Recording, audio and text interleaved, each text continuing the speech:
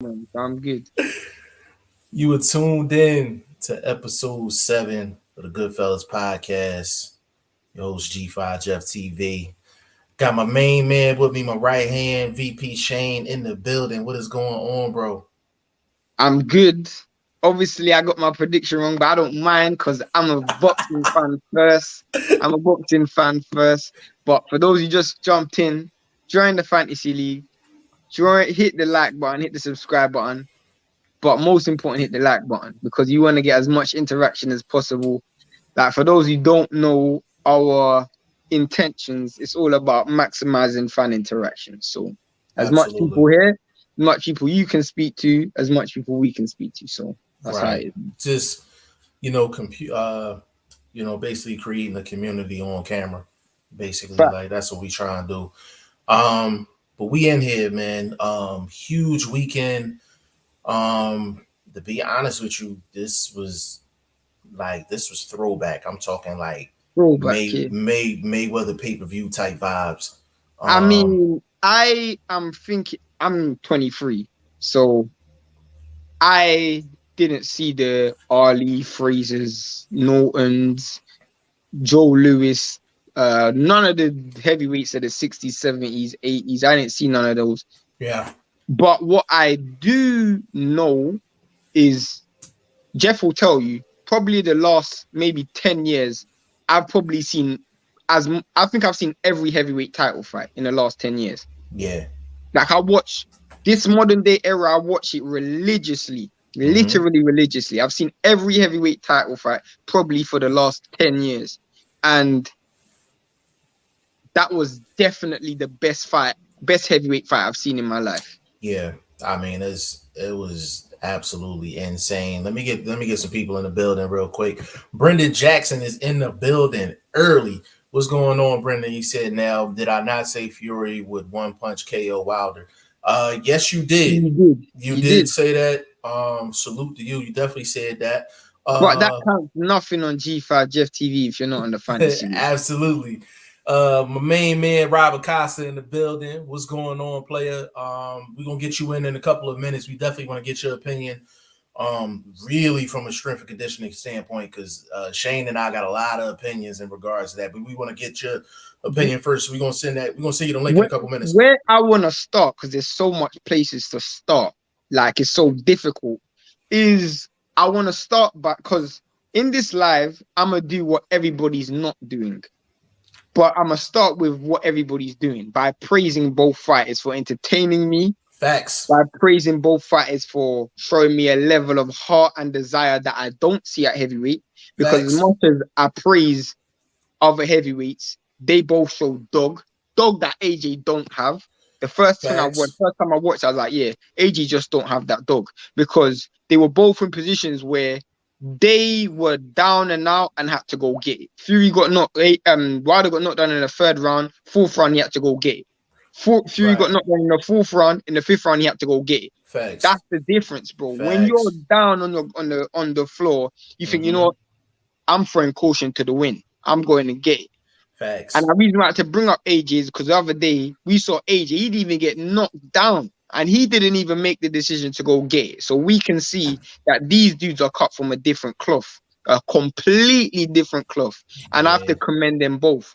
But there are things that I think people are blowing out of proportion. In terms of the entertainment value, amazing. In terms of the heart, desire, passion, amazing. Can't match it, man. Like it was absolutely crazy. Got my bro in the building early. King Louis in the building. Big shout out to you, big bro.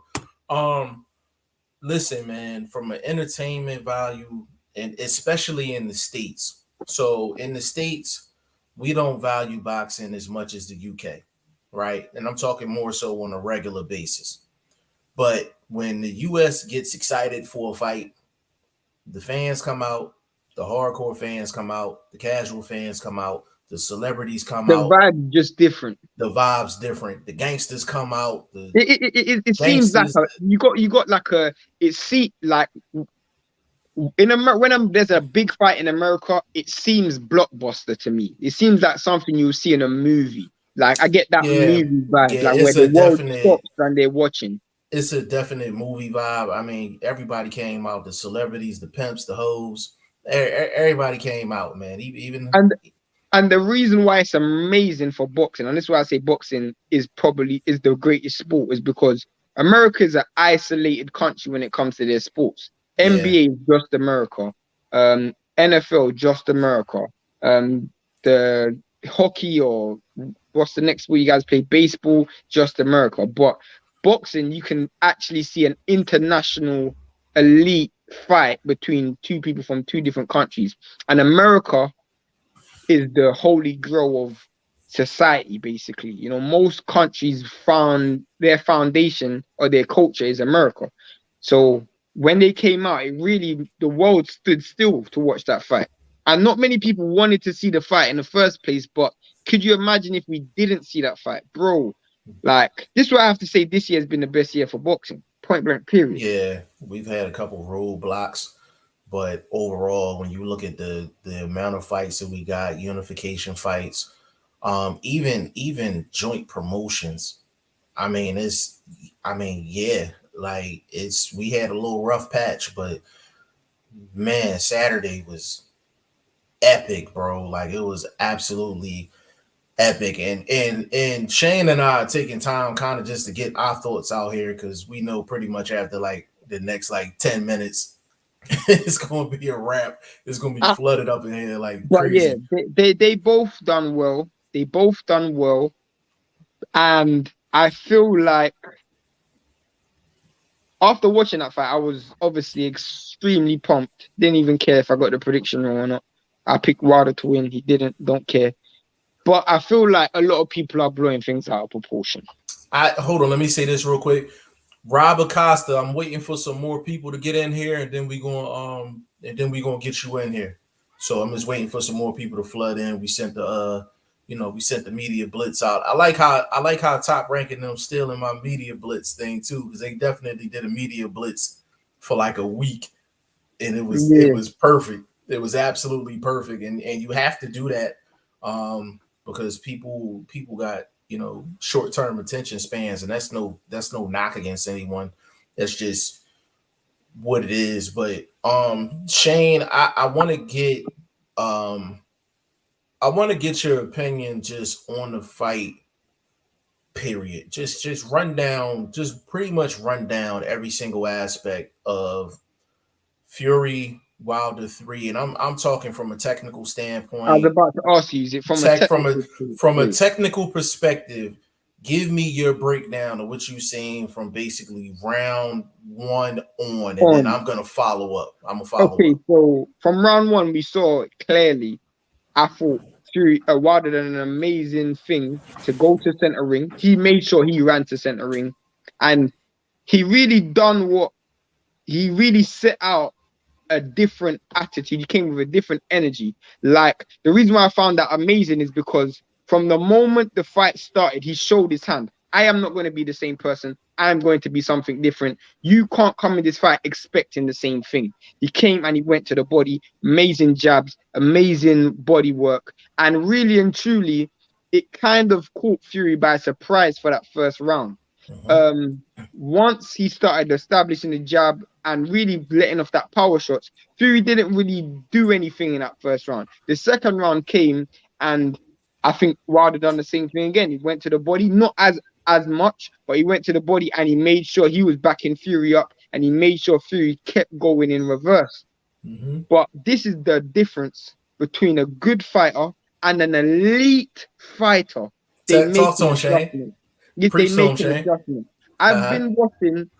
I've watched every single pundit, every single person on TV talk about that fight in England and America. Talk about that fight, and they will say, "Oh, Fury Wilder went to the body, and Fury then worked his way through it, and then once he saw off the wave, Fury then started hugging, leaning, and all of that stuff." Yes, Fury hugged and leaned, but what Fury done to stop the body work when nobody noticed, and what Fury done was, and I watched this fight 3 times since then, he started throwing this cheeky left hook to the head. Had no speed on it, no power on it, but it was just snappy, snappy. If you go watch it, he just kept snapping it. And there's a saying in boxing, but Jeff says it all the time. You don't trade headshots with body shots. And in the third round, if you go and watch that fight, after the third round, really and truly, Wilder's body attack went from 100 to almost zero. But the reason why is because if I'm throwing jabs to the body and this dude's catching me with hooks to the head, mentally, I have to change my attack. And that's what happened. Wilder changed his attack and he went from throwing the body shots to headhunting. And then once he started headhunting and committing himself forward to get that extra yard, that's when Fury started leaning. Go watch the fight back. I've watched the fight 3 times since then, and it's literally so obvious. There's a time where Fury's backed up in the corner, Wilder throws a straight right to the body, and Fury just throws this cheeky little snappy left hook to the head. And ever since then, Wilder didn't throw any more body shots. Go watch that fight back. He threw, and then from that point onwards, Fury really just started to use his size, his strength, and Wilder started to fight in reverse because Fury then started to be headshot for headshot, and the reason why Fury's going to get that advantage is because his head movement is just better than Wilder's, and he pulled the shot, every shot that Wilder was throwing, and then he started leading. Once he started leading, Wilder was just going back and back and back, and then Fury could use his size, his strength, and his power, like his physical body power, not like punch power, to really overpower and tire Wilder. Wilder then came back in the second round and he caught Fury with the fourth round, and he caught Fury with a good knockdown, which I was really impressed with because Wilder normally knocks people down going forward, but in this fight he knocked him going backwards. He was on his back foot and he landed a really good short left hook. It reminded me of the Spilker knockout where he was going backwards and he caught Spilker coming in with that short left hook, short right hand, and it dropped him. Very similar to the Spilker knockout, but the difference is Fury had his chin tucked and Spilker had his chin up. So when Wilder hit Spilker, it went straight on the flush of the chin. He went out. It was over. When he hit Fury, he hit him the top of the head. So as much as he fell over, he didn't lose his equilibrium. He didn't lose. And then from there, Fury showed amazing recovery skills, amazing survival skills, and Wilder was really tired trying to knock him out. From what Wilder got tired, it was always going to be an uphill battle because Fury was going to use his strength, use his size, and use his force, his brute force, to just wear Wilder down. And that's basically the fight.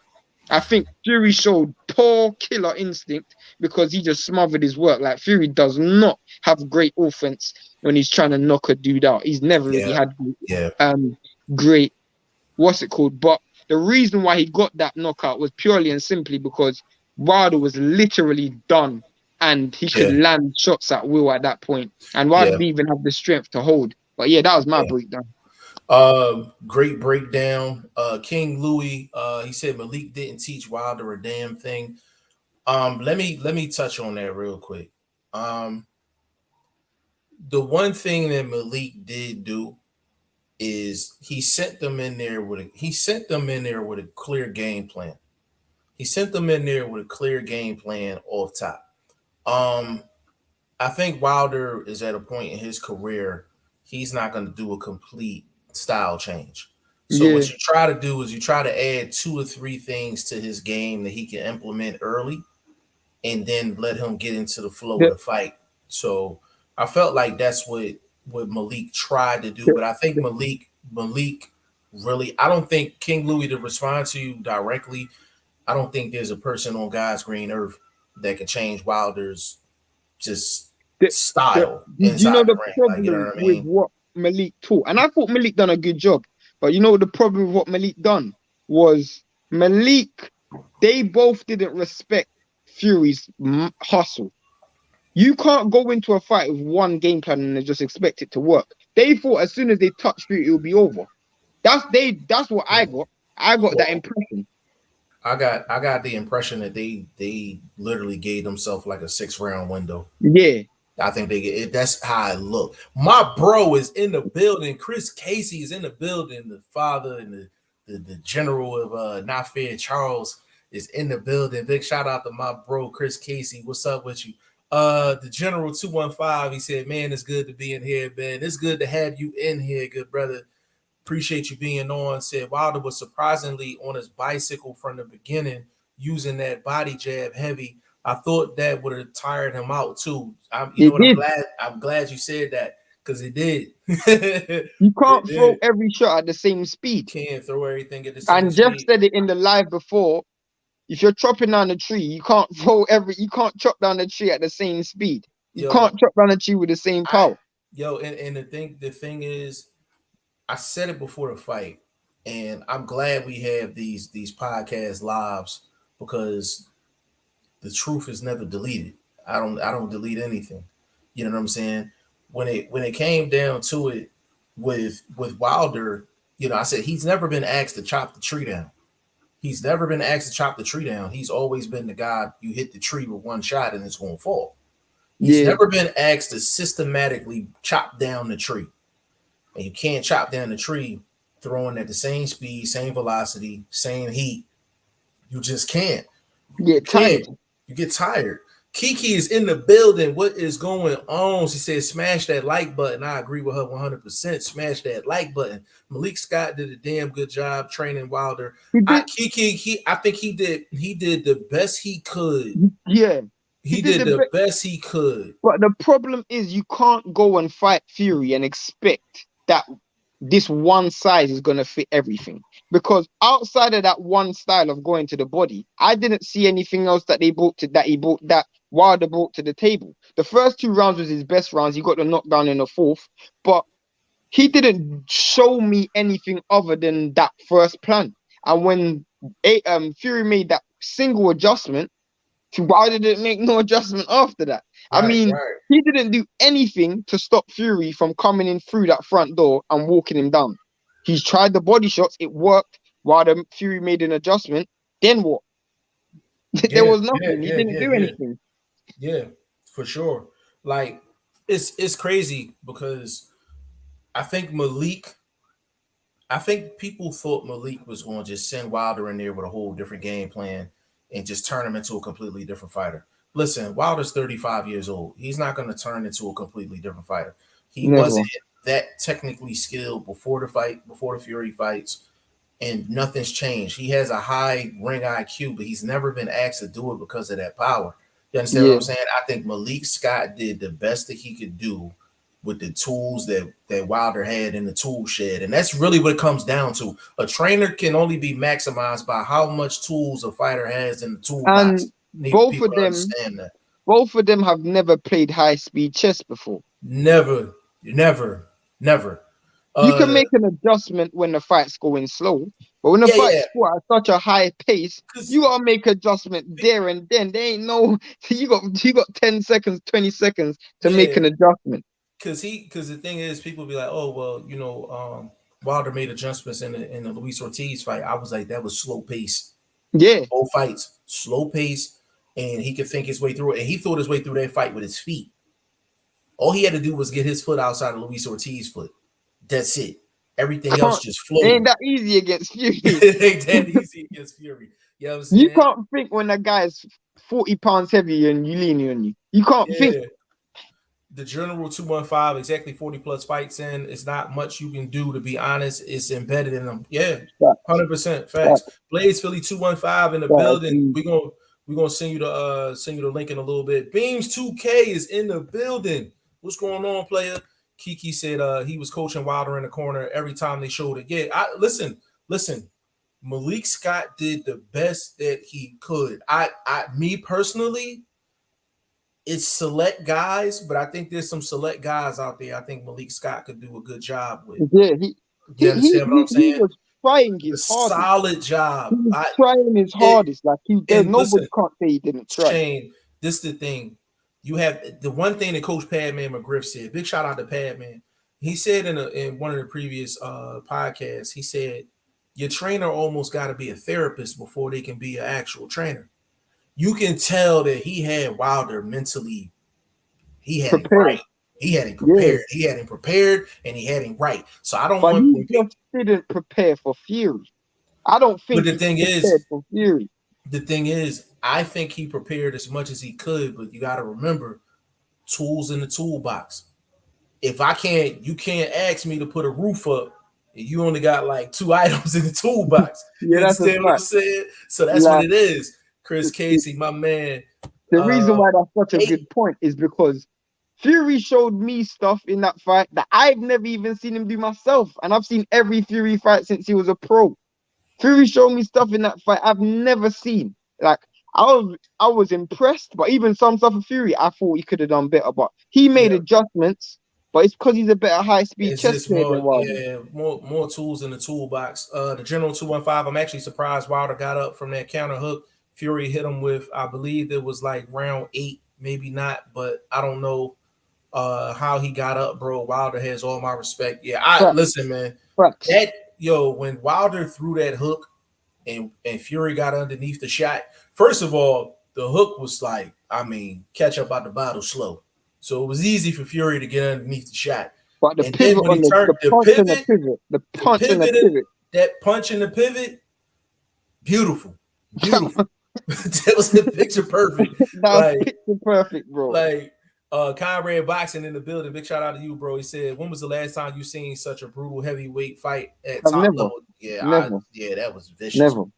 I off the top of my head, I got like Riddick Bowe, Evander Holyfield vibes when I was watching that fight. Yeah, Man. definitely. It's crazy. Definitely. General 215 question for both you guys: will we see Wilder versus AJ and Fury versus Usyk? I think we will see Fury versus Usyk because I don't see AJ beating Usyk, and I'd see them going for undisputed. But Wilder versus AJ, no, because I think AJ is going to lose his next fight. And I think Wilder mentally is going to have a lot of recovering to do. And I don't know, I'm not going to say he's not, but Wilder's a winner. Wilder's a killer. He's not going to want to be going through his career knowing that he's not the best. That's the difference. He's always wanted one champion, one face, one name. Now he knows it will never be him. That is going to be something that will bug him. Yeah, so I don't know if you'll see him immediately. Yeah, I think it's going to be a little while before you see Wilder again. Chris Casey, he said it's a simple thing you're taught in Philly gyms. If a man leans on you and tries to choke you out, you low blow him until he stops. I don't care if you get disqualified. That's a fact. That's 100%. Hey, that comment of the show so far. That is a fact. That is 100% facts. Do you know? 100%. Do you know?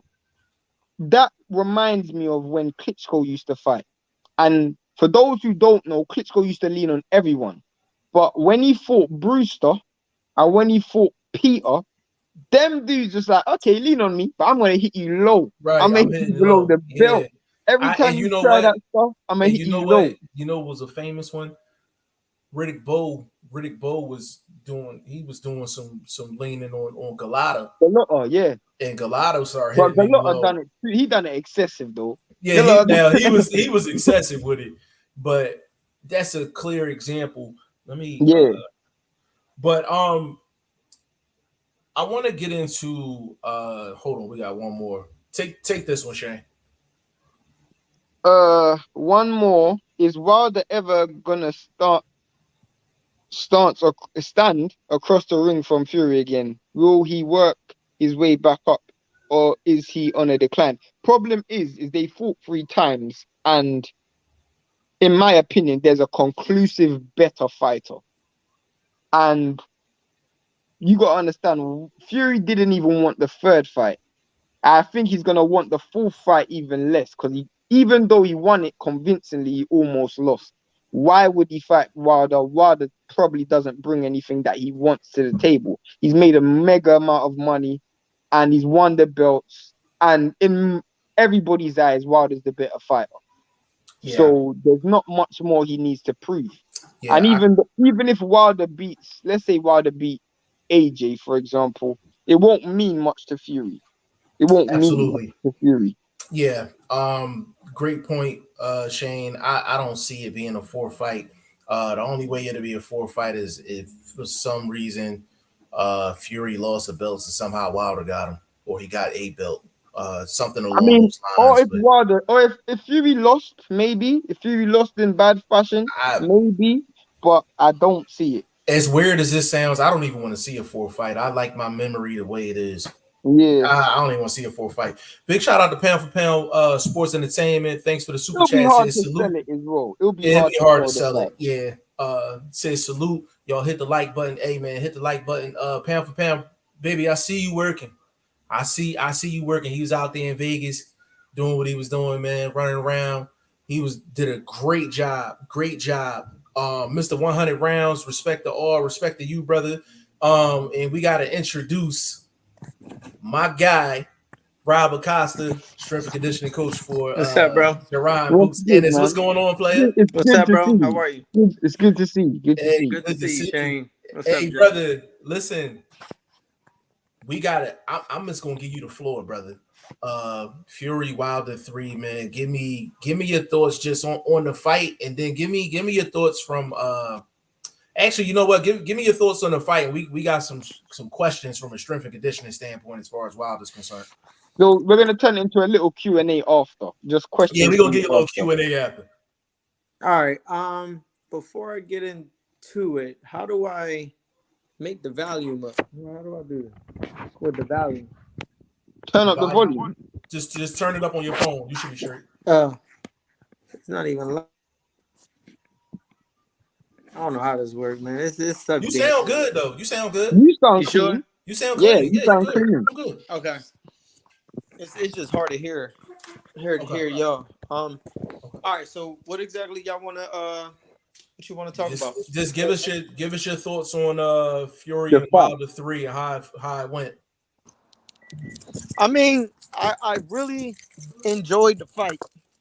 I think it was a great fight all the way around. I think the undercard was all that. I think it was a well fight to remember all the way around. From a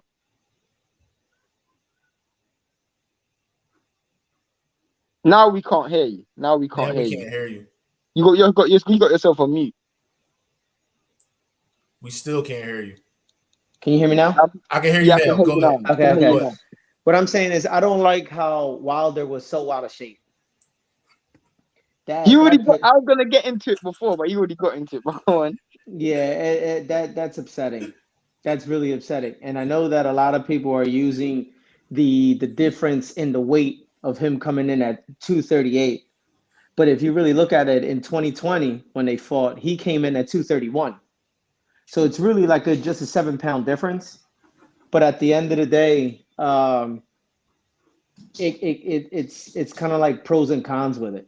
It's kind of like a guy that fights at 140 pounds, and then he gains it all the way up to 147. You know what I mean? So it's a totally different bracket. But for a guy that's in the heavyweight division, it's kind of like you got to get used to holding on to that weight, sparring in that weight, being held in that weight. Because even Fury didn't even look the same. No. Fury wasn't bouncing around like he normally does and everything else. You know what I mean? Like he's normally on light on his feet. He's moving about in the ring, and that 277 pounds plus whatever he hydrated to was probably a really big effect on him too. Can I ask you a question? I'll ask you this question.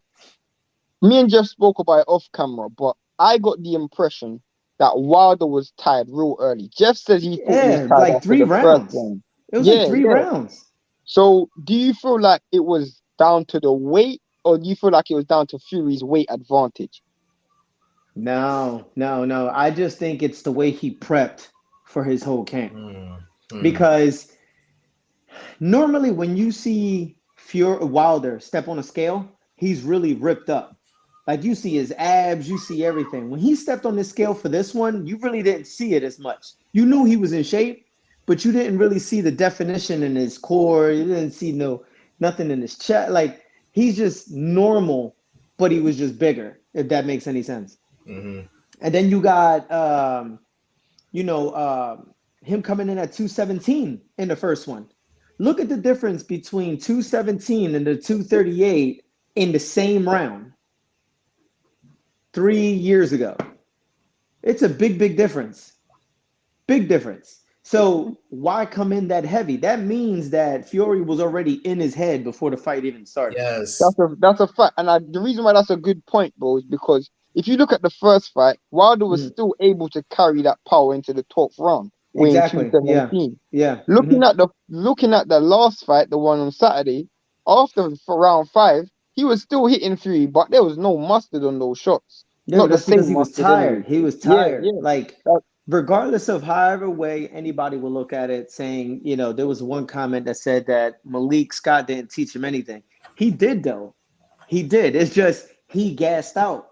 It works like anything else in any other sport. If you play hockey, if you play football, if you play soccer, if you play baseball, once you're tired and your body starts to fatigue, you're not going to perform at any level of what you think you should.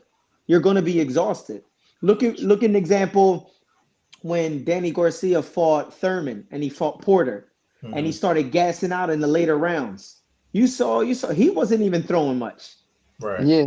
Right. But it Do, is what it is. from a game plan perspective, why do you think, just I know you weren't in the camp, but just from a game plan perspective, why do you think they tried to add on those extra pounds? I you know what? That's a question I would love to ask him, man. Because there was, if it wasn't broken, why try to fix it? To me, it was one of those things where he felt the weight difference in the first and second fight and decided to say, hey, let me just come in a little heavier.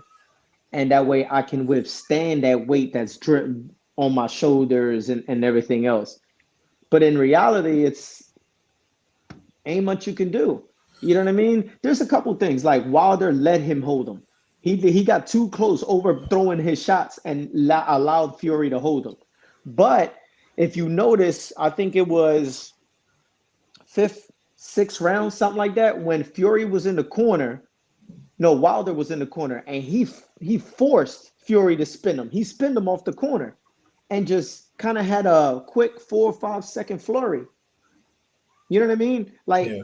it was in him. But see, none of us till the right now would not know what Malik Scott fully did with him because he gassed out too early. Gassed out. Facts. He Facts. gassed out. There's nothing you could do. There's nothing you could do. Absolutely. But you know what though? With all props to Wilder, he fought, even though he was gassed in 3 rounds, 4 all the way to 10 was all pure heart. He was a dog. He a dog, man. Like He he's a fought dog. with his heart, man. He And is That's a a fact. honestly, dog. in my personal opinion, I think they should have stopped it. I don't think Yeah. that fight should have even went on Mark, to 10. Rob, I'm gonna get to that in a second. Let me get in the comments real quick. Go on. Comments real quick, Shane. I'm gonna get in these comments for the people that's just joining us, man. You see the man on the screen, Rob Acosta, strength and conditioning coach for Jerron Boots, and this man in here dropping his knowledge on us. Let me get in the comments real quick. Mr. 100 Rounds, he said, respect to all. Respect to you, good brother. Beans 2K said, everyone smash that like button. Definitely smash that like button. Mr. 100 Rounds, he said, weak legs. Yeah. My aunt Lorraine is in the building. Big shout out. You know it's a party when your family in here, man. Big shout out to my aunt. Mr. 100 Rounds, I think the weight difference plus more power, he give his all in the 4th after Fury rebounded. Wilder knew. I was gonna ask Rob this question as well, because as much as I do think that the 4th round did make him get tired as well, but I also think, what did you think about this, Rob? I thought he was loading up on shots early as well, and I thought that also added but to his you know what though? All right, so here's the thing. Wilder's 42 fights in, right?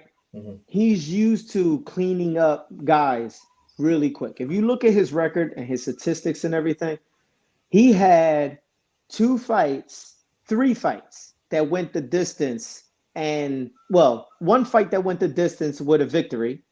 Then the other 2 fights was knockout losses. Then he had the draw, right? So he's not used to going long distance anyway. So with that being said, him loading up on his punches is all he know how to do. That's why in the later rounds, he only relied on that right hand because that's the only punch he knows he could put somebody down in. Hey Rob, I gotta cut you off real quick. I'm sitting up here smiling because I'm like, Shane, did I not say all of this off camera? Yeah, I know. I'm asking these questions because I'm trying to get a trainer's perspective, because I agree with everything you're saying. It's just the fact that, in my opinion, I feel like some people, especially fans, are very condescending when they look at Malik Scott.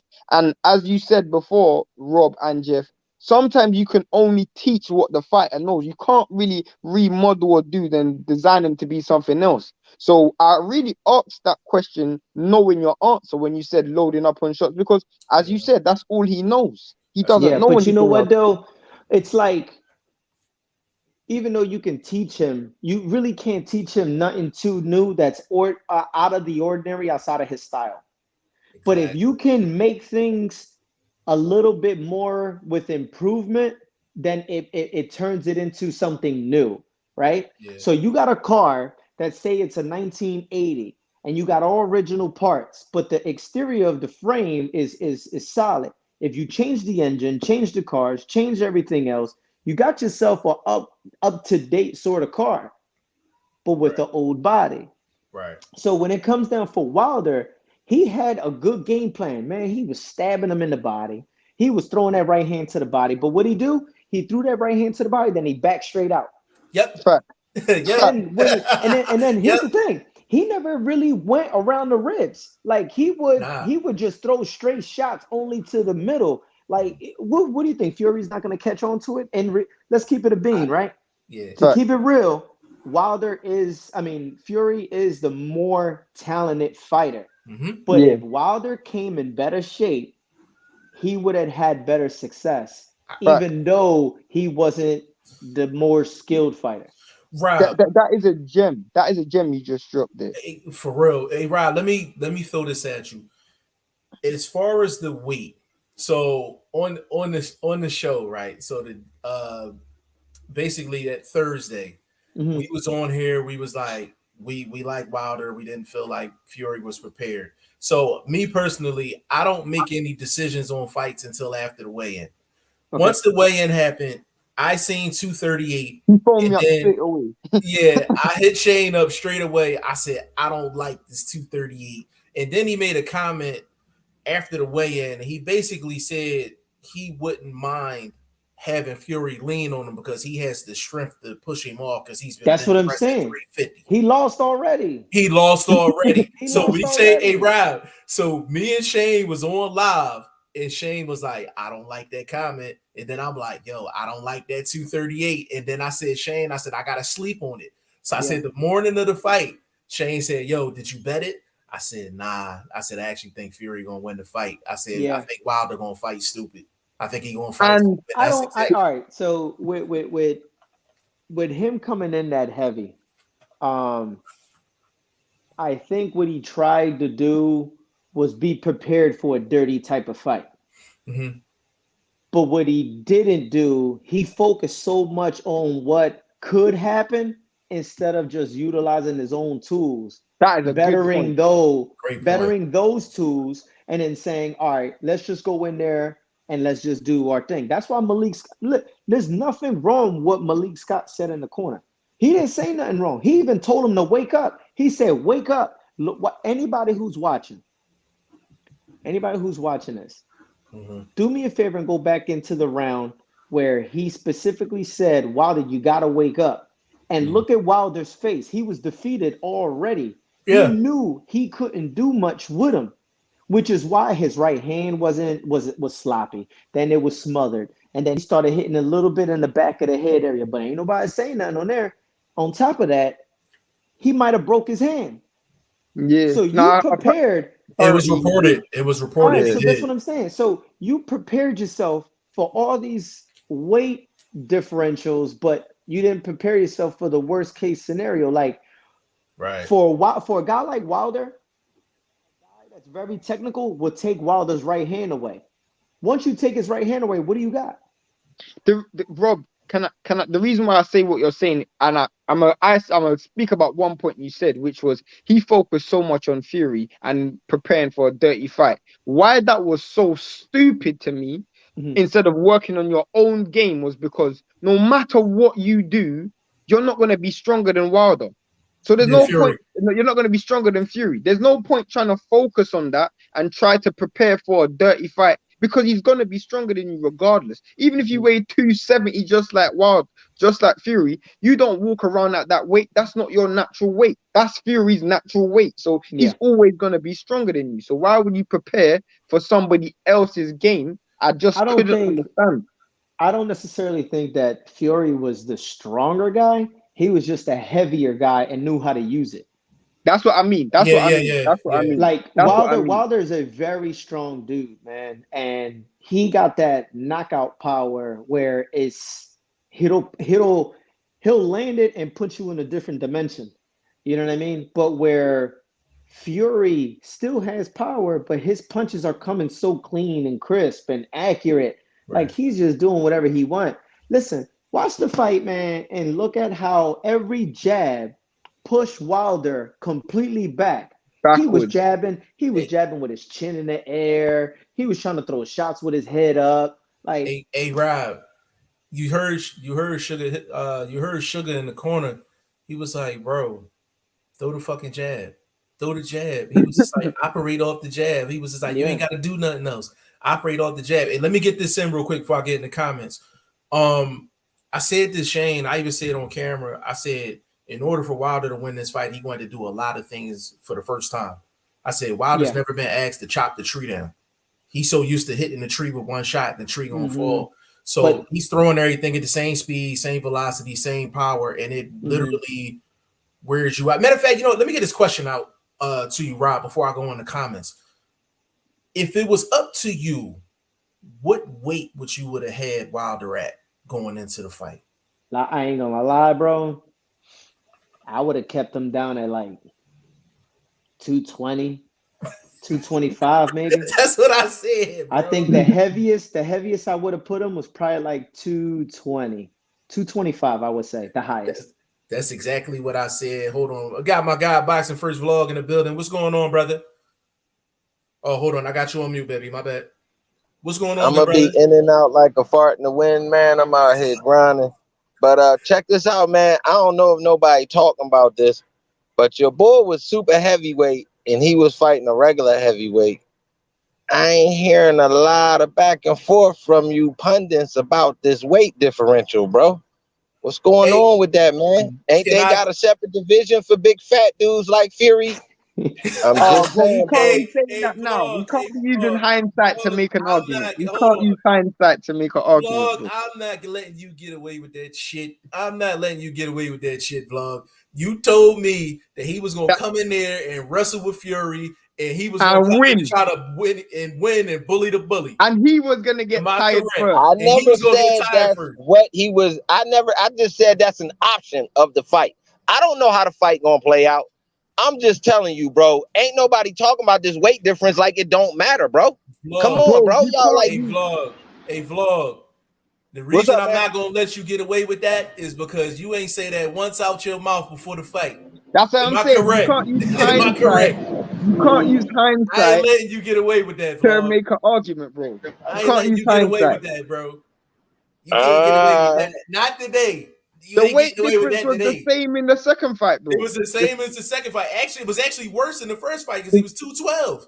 Yeah, exactly. He was 212, and he should have got a knockout in that first fight. The referee should. Hey, Vlog. Go ahead, Vlog. Hey, Vlog, you on mute, player? Guys, go ahead, shoot your shot. Hold on, bro. I'm at work. Hold on, bro. Give me a second. Okay. All right, go ahead, Rob. No, I'm gonna wait. I'm gonna just save it. I'm gonna drop one fight. I'm gonna drop one fight. That's all. Yo, but Vlog always coming in here with this nonsense. Yo. No, but that's hard though. But I mean, in reality, man, like he focused too much on the dirty tactics instead of going in there and focusing on what's the reality of it. Like on his own. I know Wilder can keep it real with himself and know for sure to say that Fury does box better than he do. Mm-hmm. So with that being said, if you know that a guy can box better than you, bro, you're going to have to rumble. Just turn it into a dogfight. Listen, remember how in one interview, it was like, we got the Philly style. So it's like beat him in his arms, hit his shoulder, hit his stomach, hit his ribs, hit his hands, hit his elbows. Wilder did nothing. It went He out the didn't. window. That's such a good point. He didn't. You know what annoyed me so much, bro? After the second round or the third, even though he got the knockdown in the fourth round, his punch output reduced drastically. Like he literally, his punch output reduced drastically. Yeah. See, also too, like in that fourth round when he knocked Fury down twice, he had the right opportunity to finish him. He just went straight to the head, and Fury got good head movement. So he's slipping, he catching, he doing everything And he could else. hold. He could grab. Man, he should have went right to the body. Right to the body. Let me get in these comments real quick because they get You got a lot of crazy. Yeah. Mr. 100 Rounds, I think the weight difference. No, I did that one. Beans 2K said, where the link? Brother, you ain't getting the link right now, man. Maybe a little later on, man. We in class right now. We'll do a live specifically for everyone to get their opinion. We in class with Mr. Rob Acosta. You can't get the link right now, brother.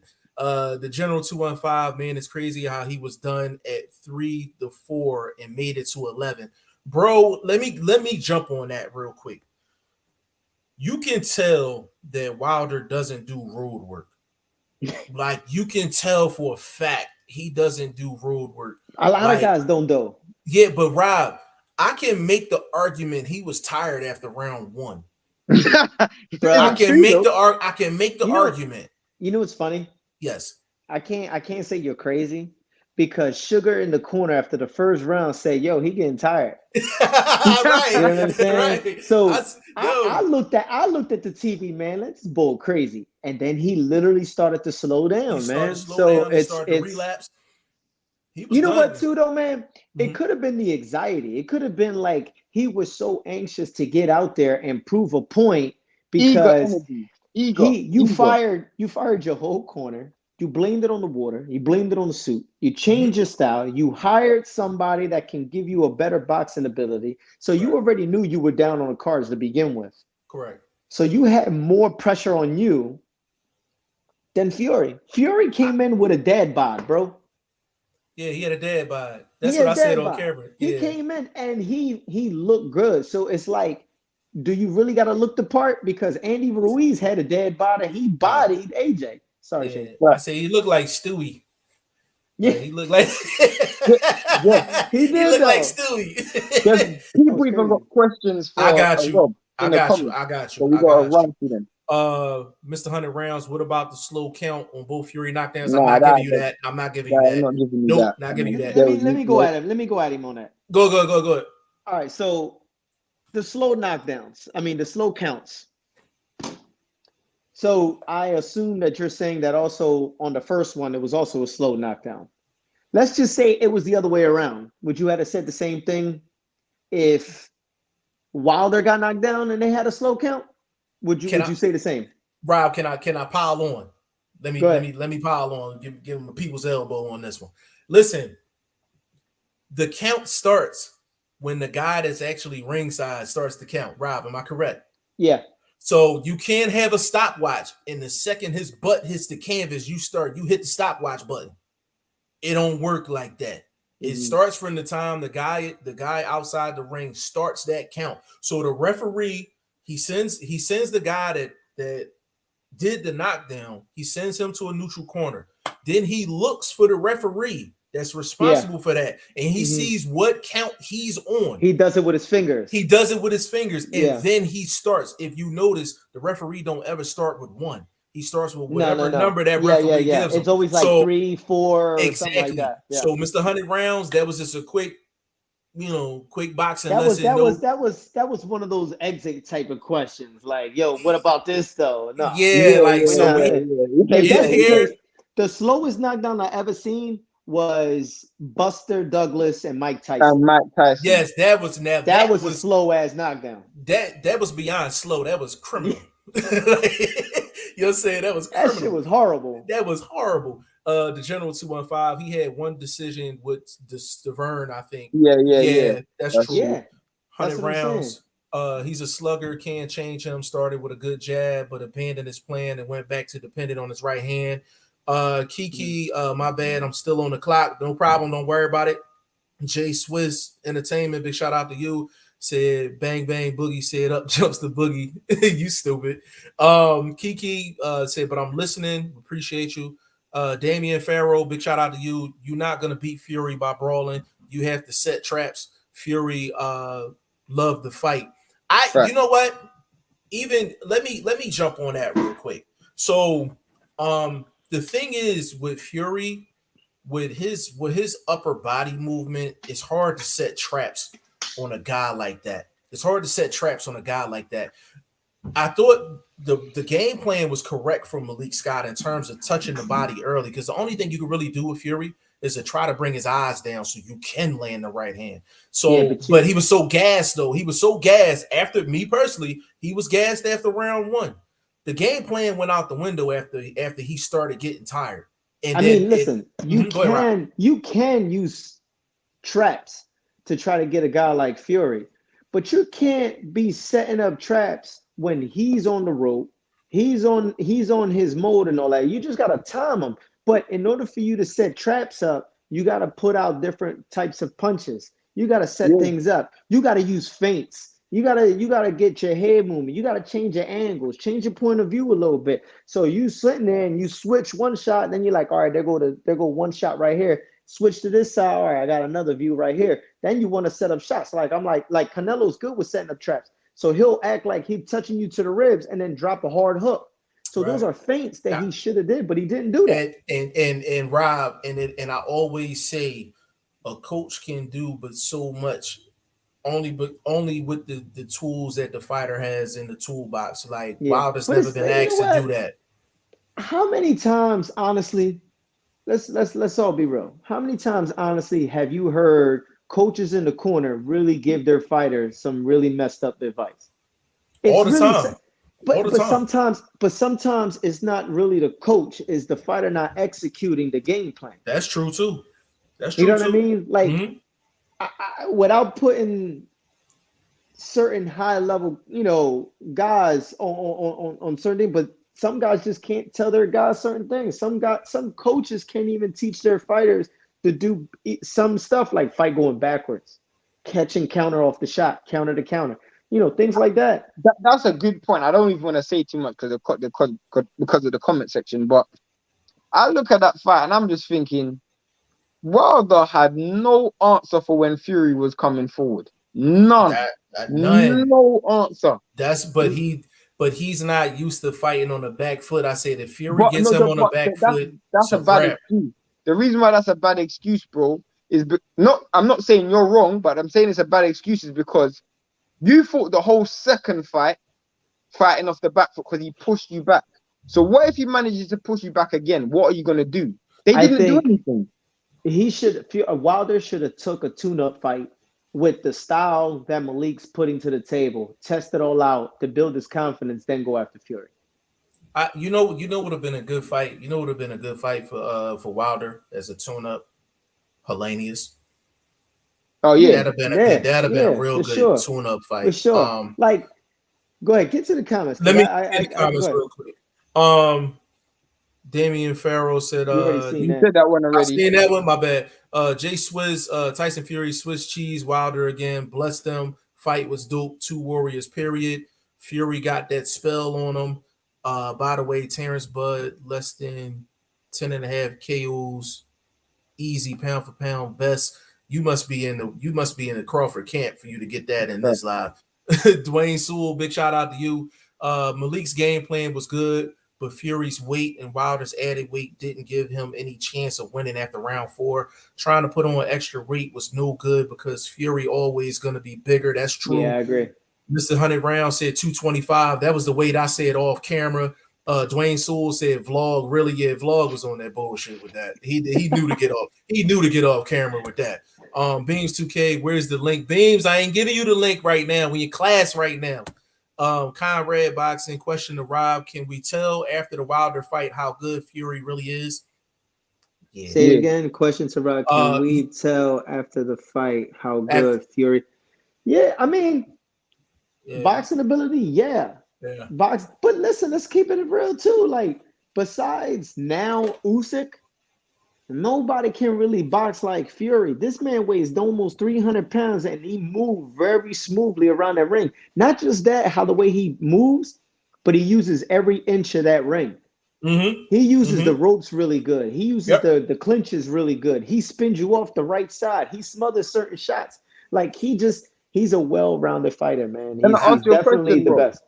Off the back of that Conrad question, now everybody's blowing Fury right up, and I think they should, because he's a good fighter. He's a great fighter. But I was very critical of his finishing ability. I thought he should have been able to finish him much quicker. I think offensively he smothered a lot of his own work and his own attacks and his own shots. He should have knocked Wilder out much quicker, but he smothered his work. What did you think? I think he was tired too, though. Who? Fury? Yeah, Fury. Fury. I think But you know what though? offensively, Look at all the Fury fights. He's always smuggling some shit. Mm-hmm. He's always I'm smothering saying, his shots. Yo, listen, smothering your shots in boxing is so common that people ignore those types of things. Like, do you know? All right, it's physics, right? Physics, and I say this a lot to a lot of my guys. Right. There is no way you can generate a lot of power by smothering a shot and delivering a punch. How do you think Mike Tyson was beat by Buster, by Holyfield, by everybody else? He smothered him. So he smothered him, gassed him out, and he was like, all right, the power's strong, but it ain't that strong. So now I can really pick him apart. And then all he had to do was set up shots. Set up here, set up there, touch him, boom, get out of there. Like, but that is something that potentially could be used against Fury. I'm not saying it will, but potentially could be used against Fury offensively, because he didn't kill Wilder. When I mean that, he really carried Wilder for rounds, and I feel like at that stage he really should have landed shots and really cleaned him up. And but Shane, I think he was tired too. He just wasn't as tired as Wilder was. So his execution was a little I'm talking off about too. delivering his punches, though, bro. I'm talking about how he delivered his punches. But that diminishes as you get more tired too. Yeah, your technicals is not as good. You know what I mean? Hey, Jay Swizz, man, you gonna stop coming in here with these Bud comments, man? No, what he say? Bud gonna southpaw counter punch Porter around 9 and 10. Get ready, Bud a killer underneath that clothing. Hey, Jay Swizz, listen, if you got any connections to Bud Crawford, man, tell him we need him on the show.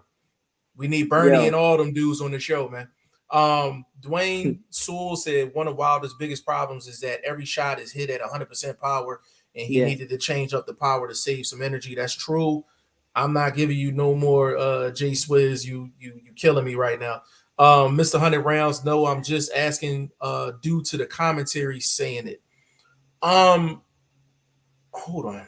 Can you, Mr. 100 Rounds, can you elaborate on that? Because I don't remember his last comment. You remember his last comment, Shane? What he's referring to? He's Mr. 100 talking Rounds? about the knockdown. Oh, was it a slow count? Was it a slow count? Oh, he was only asking that because that's what the announcer said. The commentary, yeah, like I'm Mr. 100 Rounds. I'm not buying that, bro. Like I'm not buying that. Maybe that's what they wanted to run with in the building, but they wouldn't have said the same. You didn't hear that once the other way around. Yeah, like I literally, go ahead, Rob. Look, even if it was a slow count, let's just say, all right, metaphorically speaking, it was, right? Right. Malik Scott, when the end of the round, he never said anything to the ref. That's how you knew it was clean. Like, he didn't say nothing. He said, yo, ref, that was a slow count, and then go back into doing whatever he was doing. Just kind of like when a coach says, yo, man, tell him to watch the back of his head. Yo, ref, he's hitting him low or whatever. A ref gets in, the coach gets involved.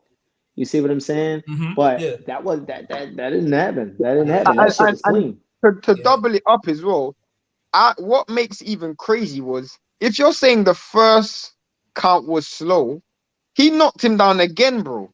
So, in my opinion, like he knocked him down like 20 seconds later. In my opinion, if he was a knockout, the next time he knocked him down, he ain't getting up, bro. Yeah, but he's not gonna get up. He really wasn't hurt. Like he got knocked down, and he was protecting himself, but he really wasn't hurt. Like, you know what I'm saying? Like, I know what you mean. He wasn't really rocked, like where Wilder can see. But even if Wilder just saw that he was really hurt, if he was or wasn't, he didn't even have the energy to jump on him. So it doesn't even matter. Yeah, it don't matter. That's a fact. That's 100% facts. Damien said nobody really talking about them slow counts when Fury got dropped either. Jay Swizz laughing. Mr. 100 Rounds. Andre Ward stated it. That's why I'm asking y'all opinion. I got a lot of respect for Andre Ward, but when he comes down to commentating, he says a lot of things that I just don't agree with, like just live. And I know it's a whole nother ball game commentating live, but it's a lot of things he says that I don't really agree with. Rocky Rodriguez, he said that jab and cross to the body were landing early. It was only landing in that first round. It was, and me and Shane talked about this off camera. I'm gonna say this real quick before we keep going. Fury, just to show you how good he is at in-game adjustments, he started throwing that little baby hook when Wilder started throwing them body shots. He just started throwing a little baby hook, nothing crazy on it. To the throwing head. a little baby hook to the head over the top, just to let Wilder know, like, listen, like you're not going to get away with just throwing to my body or crazy. And Wilder just immediately just stopped. Because you don't want to trade body shots with headshots. You don't trade body shots with you don't trade body shots with headshots. You know what I'm saying? Jay Swizz said Fury's weight is what makes Wilder look drunk. He was trying to wrestle around with that weight, man. Like it was crazy. He said absolutely a fighter gotta have it upstairs, period. Be able to even ignore the coach if need be and stay focused on what they see inside. Hold on. Shakur, big shout out to you, Shakur. He beat the man, period. Yeah, facts. He said bad. He was tired. Facts. Damien said facts with different speed. Kiki said Andre Ward said it. Yeah. Said I don't know. I'm not even speaking on that. The truth is, bro, a lot of these commentators, a lot of these companies profited off Wilder and Fury beef. So they just these guys could just be saying stuff just to keep the friction, bro. Because a lot of these profited off it. Yeah, the thing is with Ward knows enough about boxing to know that there's no substance to that argument. Ward was bugging. Ward was bugging with that, man. And it's just with Wilder. It looked like going in. It looked like they gave themselves like a 6-round window. Like we gonna capitalize within this first 6 rounds and try to get Fury up out of there. If we can't get Fury up out of there within 6, we gonna have a problem. I don't know how much times you've watched the fight, yeah, but what I want you both to do is go and watch after Fury knocks Wilder down in the 3rd round. Go and watch when the round gets called. I wish I had the clip. And Wilder walks back to the corner. I swear on my life, I swear I watched it and I'm like, this guy knows he's gonna lose. This guy knows he's gonna lose. Like, if go and watch that when he walks to the corner. I'm gonna send you the video of him walking back to the corner after the 3rd round after he gets knocked down. Mm-hmm. In that specific point there, he's fronted with defeat. He actually believes he's gonna lose at that point. I want you both to go watch that. Literally, you can see it on his face. I don't even need to go back and rewatch it. There were several moments in the fight. I pay attention to body language and I look at the eyes. And there were several times in that fight where Wilder he looked defeated. He looked real unsure of himself. He looked confused. He looked confused inside the ring. And I'm like, when you fight a guy for the 3rd time, to be honest with you, the last thing you should look is confused. Yeah. You should know him in and out. And, you should know him out. Go ahead, Rob. He beat you the same way. Yeah, that's my point. Yeah, that's the point. Yeah. Same way. There was no adjustments after the body shots, and you stopped throwing the body shots. You really didn't do nothing else to adjust in the fight. Right. Listen, and I said this to Shane off camera, and I told him I wasn't trying to be smart or sarcastic, but Wilder said after the weigh-in that if Fury decides to lean on him, he's going to be able to push him back because he bench pressing 350. My response to that was, I was like, why would you wrestle with somebody that's 277 when out of your own mouth you said that you had a problem with a 40-pound suit? Rob, am I lying? Listen, bro. You know what I'm saying? It didn't make no sense. You bench pressing 350. So let's break that down. Break it down, Rob. You're yes. Listen, you know, Rob. Break that down. Break that down, Rob. What's the difference between bench pressing and fighting? When you're anybody who bench presses, Right. your feet are planted, but your back is on the bench. Right. You're only using your arms to push out. So normally, when you're lifting something heavy off the ground, you're not really using your back. You're going to cause a back injury. What do you use? What do they tell you? When you lift up something heavy, you use your legs. You squat down and you push up. You use the force from your legs. Your legs is what carries your weight. Right. So he could bench press all he want. He needed the squat 350. You know what I mean? He needed the leg From a press. fitness Yo, coach. More Right, weight. that sounds so nice. hey, That sounds so listen, nice, bro. yo, this is Rob Acosta, strength and conditioning coach for Jerron Boots Ennis, man. Like I'm seriously gonna take that and make a clip out of that and put that on social media, man. Like people really need to hear that. But the reason why that's such a good point, Rob, is because, in my opinion, the foundation of their camp was built on that statement. Because Yeah, he but said, that's what I'm saying though. that's what I'm saying. That was so incorrect, because he said, I'm bench pressing I'm bench 350. pressing 350, bro. That's like somebody saying, I don't know, some stupid shit. Like say playing ball. Oh yeah, I'm deadlifting 3. I think one of your viewers on the last one, I think she did CrossFit, and she said she was Kiki. she was deadlifting. So like that's not gonna listen, man. I hope that there's no children on here, but that's bullshit, man. Like he should have had not bench pressed no 350. There was no point. It was he should It was fire. dumb. He should fire whoever conditioned his ass for this fight. Like Hey, immediately.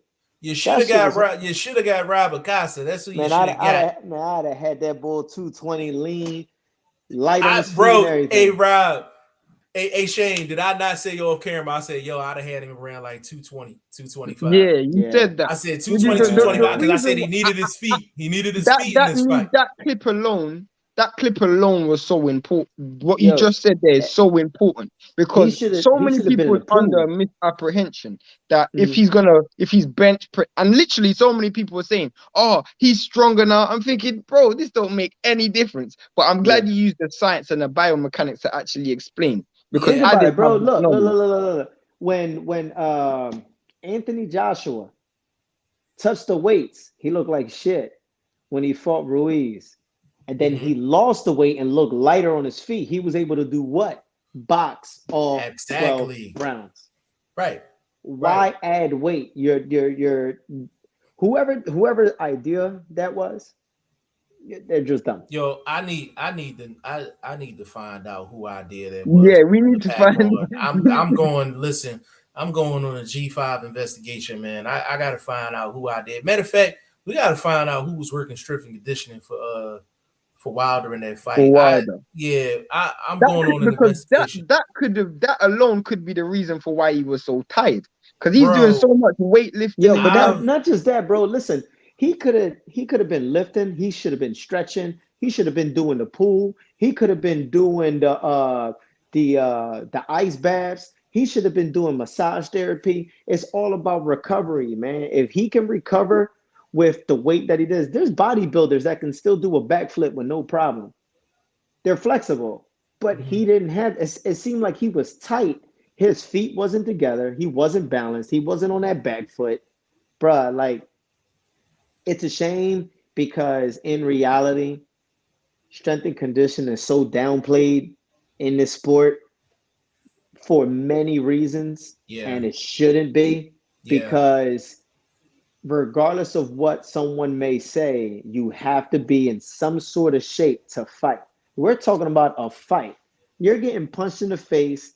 You're missing. You're punching back. You got to be in some sort of shape, especially for that high caliber. You got to be in shape, man. That's 100% fact. Got you. Damien, hold on. I would love to see him fight King Kong Ortiz. Nah, I don't want to see that fight. I don't want to see that fight. I'm good. Dwayne Sewell, he looked 100% confused. He said, thanks, Rob, for explaining that to the people. No problem. He needed to work on his legs. Mr. 100 Rounds, weak legs, said that his Conrad said his bench press form was terrible. John Hugh, big shout out to you, bro. It said Fury's weight, reach, boxing ability, and leaning on Wilder to drain his punching power was always going to be a tall order to overcome. And he also said Fury and Wilder may be heavyweights, but are in different weight classes. John, I can accept that from you. I'm not accepting that from Boxing First Vlog. I'm not accepting that from Vlog. This is the thing, though, and why I find it so annoying is because weight classes matter, but they matter on people's convenience. Like, so many people were talking about weight, but then a couple of weeks ago, we just saw a bodybuilder lose to a cruiserweight. Like, but people's argument always keeps changing. Usyk was a cruiserweight. He's too small. He's too small, but he beat AJ. But then we see Fury on the other hand use his size, and oh, he's too big, bro. We can't keep moving the goalposts for different people. That's a fact. Yeah, the heavyweight division is the heavyweight division. Listen, and Wilder weight wasn't a problem when he knocked out the other 41 people. Neither he was underweight then too. He was less. He was less. So I was like, actually, you can that argument is less valid because he came in the heaviest he ever came. So I can't even give you that. Even heavier than the first fight where he got the most success. He got the most success in the heavy in the first fight. He got the most success at 212. He got the most success at 212, and then you come up basically 20 pounds and gets knocked out. And gets knocked out, but then you add on more weight to go get knocked out. You've never seen Wilder tired after one round. Like I literally, so I guess me and Sugar was the only two that was like, yo, like he's tired.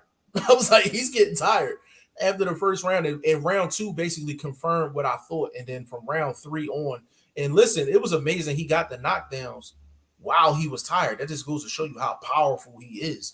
You understand what I'm saying? But it was just, I think he lost that fight in camp. He lost that fight in camp from a mental standpoint and from a conditioning standpoint. But it's a good point Rob said when he said that he already had Fury in his mind during camp. Like he was just thinking about. You know how you could think about that fight when Roy Jones lost to Antonio Tarver. When he made up all these excuses about the first time he lost, and then Tarver, right, and that when they came into the center of the ring before they fought, he said, "Any excuses, Roy?" Yeah. And then he beat him up again. Yeah. And then Roy's response was, "At least I didn't get knocked out." Yeah, he mentally checked out after that first fight. Yes, like he mentally, and the difference, and you know what the difference is, you know, what I would say really to cap off this fight and basically this trilogy, Wilder really came in and was just like, you know what, Fury, I'm worried about what you gonna do, and Fury was like, I'm only worried about what I'm gonna do. And that's really the difference. That's really the difference between the two. But you can think like that when you know you got more tools in the toolbox. You can play high speed chess, things like that. He should have learned from the first fight. If he would have watched the tape from the first fight and all he had to do was cut the ring off and go to the body, that would have made that much of a difference in the fight. But he had too much in his mind, man. It's crazy because I'm like, he got basically a draw and 2 losses, and I can legit make the argument that Wilder should have 2 wins. Right? Should have funded the first fight. Like I said, there's no other referee on God's green earth that's. Now I get that, but what other fight should you? No, I'm talking about this third. I'm talking about this third fight when he got them 2 knockdowns. If he was lighter and in better shape, he'd have been in better condition to try to finish him. He would have finished him. He would have finished him. I get what you mean. So 2 out of the 3 fights, Wilder could have actually won. You also have to bear in mind, though, and I'm just playing devil's advocate, that Fury wasn't in great shape in this fight neither. No, he wasn't. Fury spent, by his own admission, he spent 2 weeks of his camp in hospital doing no training, and his dad even said before the fight, and this was something his dad admitted, Fury didn't even admit to this, that he knew Fury wasn't even in good shape going into the fight. He knew he wasn't in good shape. But here's the thing. All right, this is the best way you could do it. Okay. Right? You ever get into some sort of debate with someone about a specific sport you play? Let's say basketball or football or even racing. It doesn't even matter what it is, right? It could Right. even be it could even be a Madden, like the game Madden, right? Right. And you playing somebody and you know you got that person's number. You just know. You know you're Right. gonna beat them. What do Right. you normally say? Man, I'll let you get a 24-point lead and I'm still gonna beat you. I'ma still beat I'm you. I will let you get a lead. I will go ahead and drink and still beat you. I would not sleep for That's a 24 good hours point. and I would That's a still good beat point. you. So Fury already knew. He was like, yo, as long as I can smother that power, I'm gonna outbox this ball. Like I'm not even worried about it. Yeah. No, And that that's was a the great point. scariest thing. That was the scariest thing for Wilder because he's like, damn, he out there partying and shit. Like, you know what I mean? Like this he Right. not worried about me. And then this point, Wilder having nightmares with Fury chasing him. Yeah. Yeah. I mean, it's 100% facts, and that's a great way to put it. John Hugh, AJ did not use his weight advantage. Fury used it, Can and I it was a answer big that as part of well, though? his strategy. Go ahead, Shane. The difference is, though, as much as I agree, 100% agree, the difference is Usyk also didn't allow AJ because Usyk's footwork is just so good. Like he moved a lot, which like it's as Rob was saying at the start. You throw that shot and you allow someone to smother because you just leave the shot hanging out and leaning. Hey, Usyk didn't do that. He's bouncing and bouncing and bouncing. It's like trying to catch a mouse. You can hold it, you can try grab him, but he's just gonna slip away. Usyk isn't standing there for you to just hold him and hug him. He's not just gonna stand there for you to hold. You gotta use your feet to go and get him. Good point. Yeah. That's a good point. Will Stokes, I should have known you was gonna be in here. Shane and Jeff, what do you have to say now? Why do you guys keep doubting Fury? Just Can I pick can I can Go I on. can I get at this real quick? Will, I told you this off camera, so I don't even know why you're trying to bring this on camera, but I'm gonna bring it on camera because you brought it up. I said in the live that I thought Wilder was going to win the fight because we thought Fury was unprepared. We seen the weigh-in and we seen the 238. We heard Wilder's comments. Me and Shane was like, we don't like that at all. So I even sent you the screenshot. I said the morning of the fight, I said, nah, so I'm not betting on it. I think Fury's going to win the fight. And I actually predicted it on the website. He messaged me. He I messaged me messaged saying, him I and I picked said Fury. I On the picked Fury. website, he I picked said I Fury. picked Fury by decision, and I was one round off. But the thing is, I was just like, I changed. So Will, initially, yes, we were talking like that, but eventually, we came to our senses, and you know what I'm saying. I still pick Wilder, but I was wrong. But I don't really care because I was entertained, so I He don't was really care. But entertained, right? Will Stokes said, "Nah, Jeff, are you serious? If Wilder was fitter, he would have stopped him. Fury was nowhere near his best and still battered him." Hey, Will, let me explain this to you real quick, bro. The problem that I have with your opinions in regards to this is you make it seem like Fury wasn't knocked down 4+ times in this trilogy. You're making it seem like he wasn't out in the 12th round. Like, let's be clear. Like, Wilder, we shouldn't even be talking about this right now because I'm like, Wilder should have had a 12th round knockout in the first fight. Wilder should have knocked him out in the 4th round. Yeah, and he should have knocked him out in the 4th round. So it's just, Will, you're giving off this perception. You're giving off this perception like Fury is just at the same time. He hasn't had his moments where he should have lost the fight. At the same time, I feel that again. As much as I think Fury is the best fighter in the world at heavyweight, I think that if Fury was a better offensive fighter, Fury should have knocked out Wilder, bro. He should have knocked him out so much earlier. Like, I just think this guy, like, when you had him in that position, any other top level heavyweight would have just knocked him out because his offense is good, but it's not killer. He's not a killer. Like, he's never been a killer. And he wore him down and then he knocked him out. But he should have just mocked him. Yeah, Will also said you didn't like the weight, but you still thought Wilder would stop him in 5, bro. I did say that on camera, but I sent you the screenshot of the morning of the fight off camera Bro, saying that I was the picking Fury. prediction Hey, is on the Will. channel. The Hey, Will. prediction is on And the channel. my prediction is on the channel. That's why I started the website. So whoever say who was going to win the fight, your proof is in the pudding. So Will, you got to back up off me with that. Conrad said Will easy talking in hindsight. But bro, Will's talking all this. How much points did Will get last week? He how picked many Fowler points? to win. He picked Fowler to beat Smith. That's the first, bro. What happened to that pick? He picked I'm Fowler on to top. beat Smith. I'm on top in the prediction fantasy league by several points for a reason. So And he picked Karnacki to beat and you Hellenius. pick Kyle Naki to beat Elanius, bro. You lucky we cool, man. I ain't gonna do that to you. Will said, nah, Conrad, nah, Jeff and Shane. No, I was talking all this well before the fight. No, you've been riding with Fury from the jump. I'm just telling you that you're making it seem like it was a cakewalk. And But I he said was riding. The difference between you and Jeff is you were riding with Fury because your emotion. You like Fury. Jeff actually was riding with Wilder, but because of his he like had analysis for why he picked Fury because he ended up changing his mind. Like I don't really have emotional attachments to fighters. I don't really have emotional attachment to fighters. I don't either. You know, I'm like whatever my boxing eye sees, that's what I tell you. Will Stokes said I took an L and the other ones is true. Yeah, you took a major L.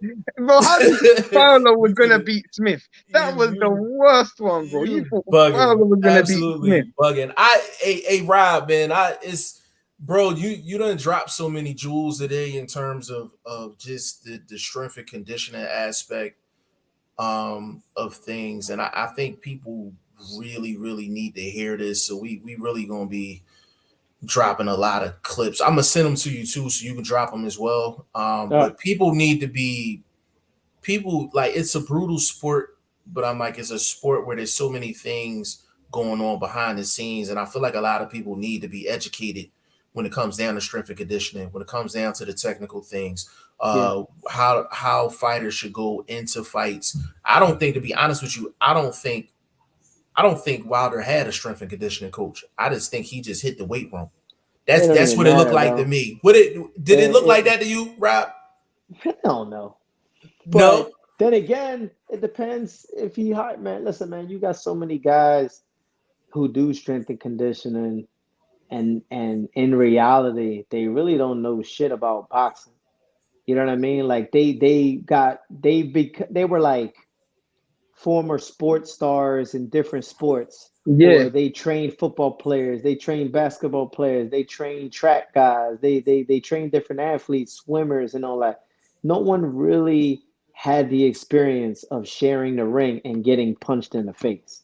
You know what I'm saying? So they don't really understand what it is to be in there on a psychological sense, on a physical sense, and everything else. So you going in there with all these, different types of guys that what I do with Shane could be completely different than what I do with Jeff.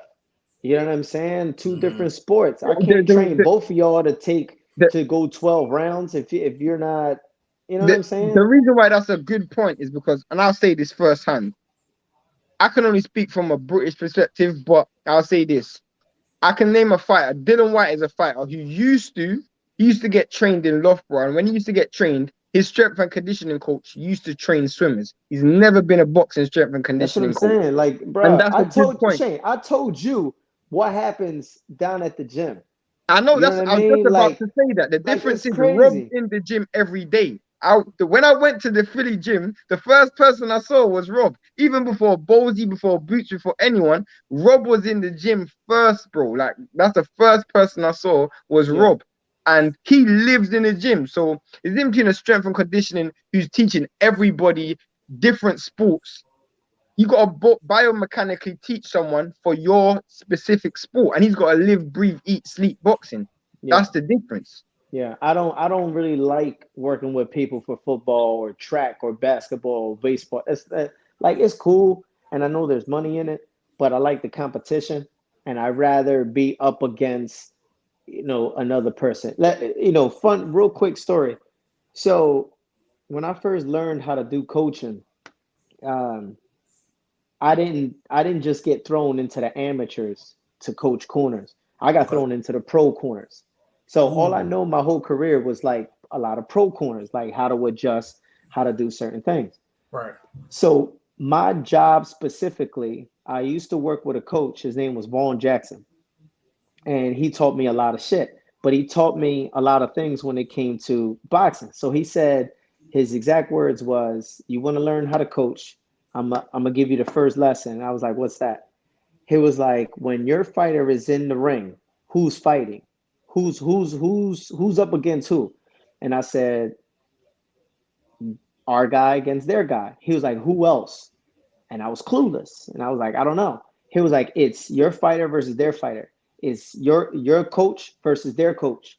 It's your strength coach versus their strength coach. It's your cut man versus their cut man. It's Fact, your camp versus their camp." So at fact. the end of the day, no matter what, That is it's still a one-on-one. a It's always a fact. one-on-one, It's which is even like why, your sparring partners versus their sparring partners, yeah. literally in the sense So that who so prepared if you you properly. really now, and that's how the name Philly Boxing One-on-One came about. Mm-hmm. You know what I mean? Because that Right. was one of my first things. So for me, when I was sitting in the corners of working these pro fights with Vaughn, my job was to pay attention to the opponent the entire time. Like Vaughn was in charge of doing the strategies, right? And Mm-hmm. my job was to be like, okay, all right, this is his bad habit. Let's see how many times he does it. Then it goes from there to now I got to get into the science part. So now I'm watching and I'm like, all right, he's taking 3 deep breaths every time he throw this shot. So now he's getting winded. So now he's taking longer to get to the corner. Now he went from bending his knees on the stool to letting his legs straight out. So now he's taking deeper breaths. Now his trainer is pulling his trunks open, pouring water. He's getting tired. These are the stuff that I had to see. Mm. I had to pay attention to these cues and body language and everything else to the point where I was like, all right, he getting tired. He getting tired. Hey, now it's time. This now it's time. Now it's time. And then strategy changes. But that was my job. So no matter what, I took it very, very serious for guys to be in shape because if I was the one doing that, then what if there's someone in their camp doing it to Doing it us? us exactly. So I'm not playing those games, man. So I'm watching every little thing. I'm watching how many times you open your mouth and breathe out of your mouthpiece. How many times you taking deep breaths. When you holding, what's your face looking like? What's your legs at after you get rocked with a crazy shot? Like these are the stuff I gotta pay attention to. So that's why it's not just here, let's do push-ups. Here, let's go for a run. No, no, no, no. It's deeper than that. Yeah, I listen. That's Jules at his finest for the people listening. I don't think y'all understand what y'all getting right now, man. Big shout out to Robert Costa. Conrad Boxing, I thought I would be on top, but you all changed the fury in the last moment. Yeah. No, the truth is, it's not even that got Jeff on top because Jeff only got 1 point from that. It was the Hellenius fight. This guy picked the round specifically, I and specifically he picked the picked round. Smith. Smith. Yo, real quick, I gotta He be picked right back. Smith. All right. Go ahead, come I'm gonna back stay on. I'm anytime. gonna stay on. I'm gonna stay on. I'm gonna stay on. But Okay, I'm gonna no turn the problem. camera off real quick. No All right. Yeah, problem, bro. he Go ahead. picked Smith. So like that's what it was. I still kept my predictor to Wilder. So Yeah, but I done dreadful this week, I'm bro. very consistent in terms of I'm gonna mute him. Um, I'm very consistent in terms of when I make my picks. I make my picks the day of the fight. Will Stokes, I do get emotionally invested in guys, it's true, but I also stay objective. To me, it was clear a long time ago that Fury was better than Wilder. It now the thing is, Will, Nobody argued that. nobody Nobody argued argued that. that. That's the point we trying to make. Like, nobody argued that. The inmate boxing, what is going on, good brother? Inmate boxing on Instagram, man. We gonna have him on the show. We gonna do an interview with him. Salute to you, brother. Appreciate you jumping on, and I'm gonna get with you in the DMs. Will Stokes said, "Man, I felt so bad for Kyle Naki the other night. I don't know what he was doing. I guess the demons really got to him." Bro, I don't feel sorry for him. I don't feel sorry for him. He was trash. Yeah, and he got beat. He was making Hellenius look like prime Ali. I had it was crazy because I had you know, I was saying a while ago, I was just like Kyle Naki, because everybody know that's Chris G's guy. Big shout out to Chris G. That's Boxing First Vlog's guy. Big shout out to Boxing First Vlog. But I'm like, yo, Kyle Naki, he trash truck juice.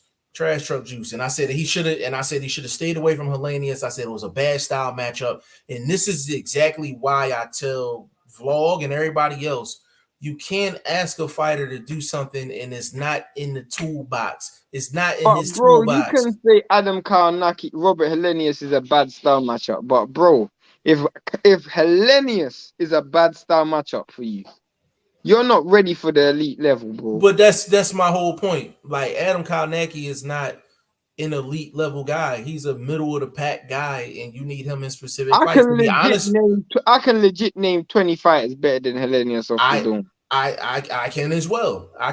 But here's the thing, though. Like when it comes down to Karnaki, right? That's the type of guy that Wilder actually needs to fight in this comeback fight. If I had to choose one guy to fight this comeback fight, but what for? What for? Like, okay, hold on. Number wait, one, I can answer that. Go on. All right, so let's just say Wilder, you want to get him a comeback fight. You want it within PBC, very little risk, but he's going to be able to look good. You put him up against a Karnaki. I get that, but this is my question. If I'm sitting with Wilder right now, you have to show Wilder an end goal. What is the end goal for Wilder?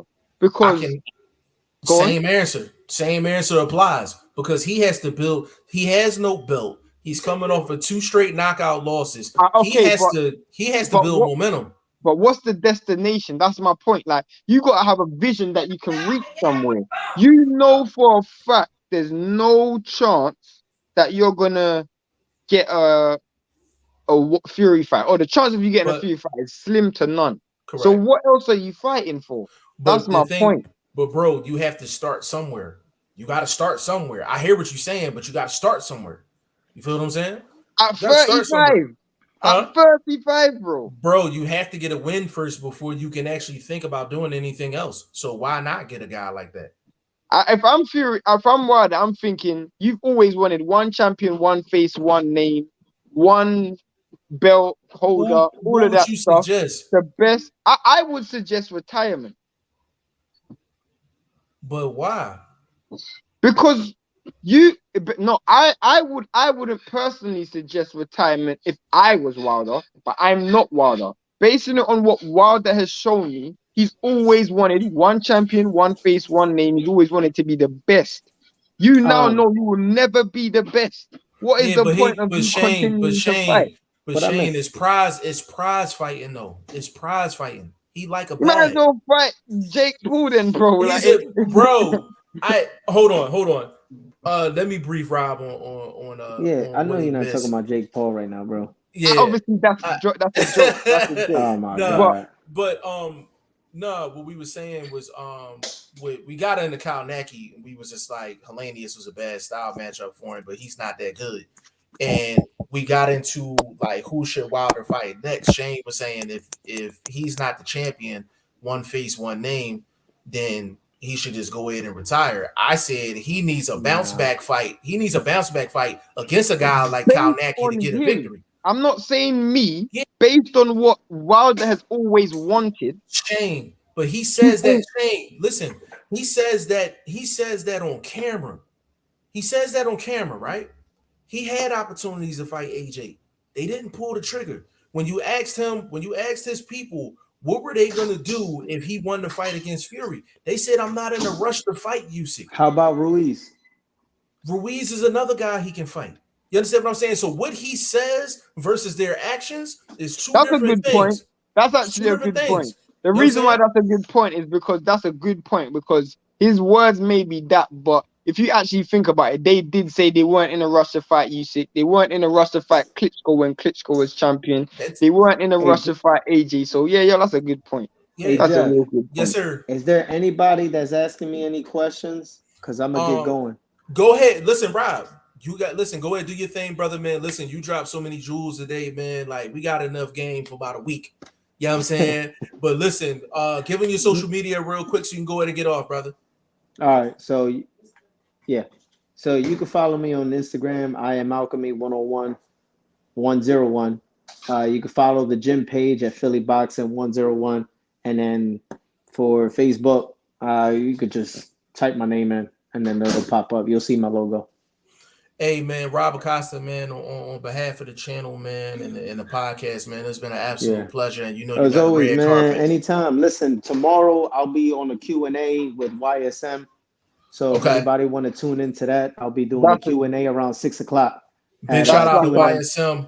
Big shout out to YSM. We're going to be doing a Q&A tomorrow talking about, you know, J-Rock being out of shape and gassing out in his fight and talking about a lot of stuff. So yeah, so we're gonna definitely tune into that. Big shout out to YSL, man. But again, Rob, man, it's an absolute pleasure, brother. It's always a pleasure, bro. See y'all. All right, appreciate you, brother. All right, bro.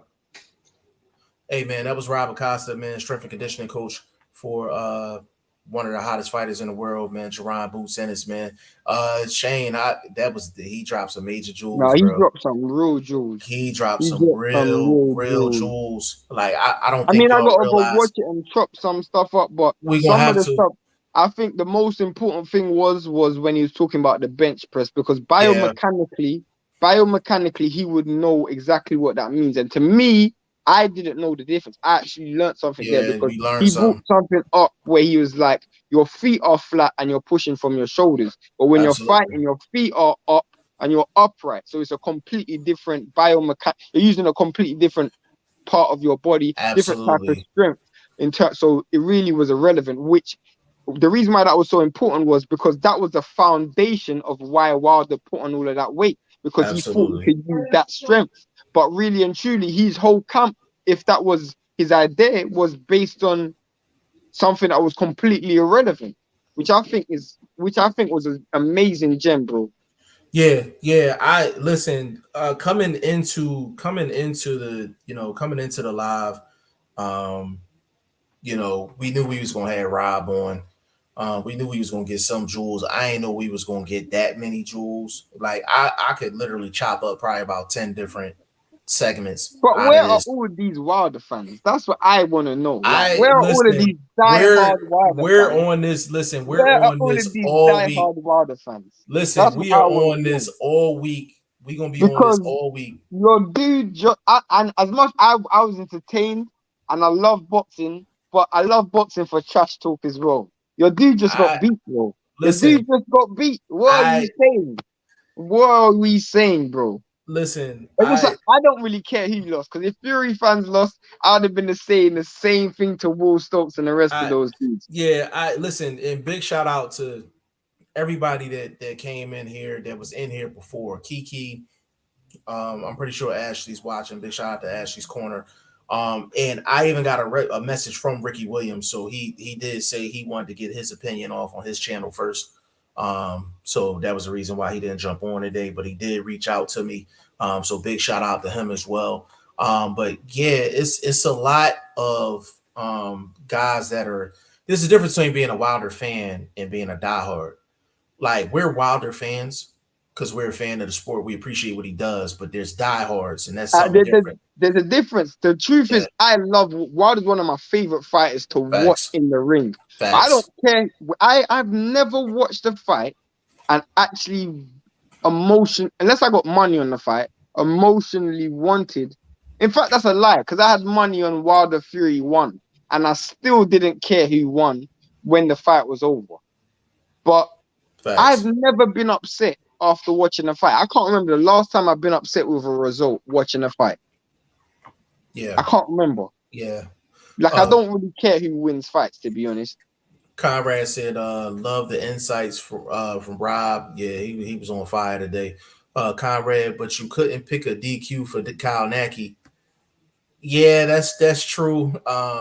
It's hard to put that option up there. You couldn't put a DQ, but the truth is, the reason Jeff put round 6. Yeah, so put round 6. D Hodges in the building. Big shout out to D Hodges, man.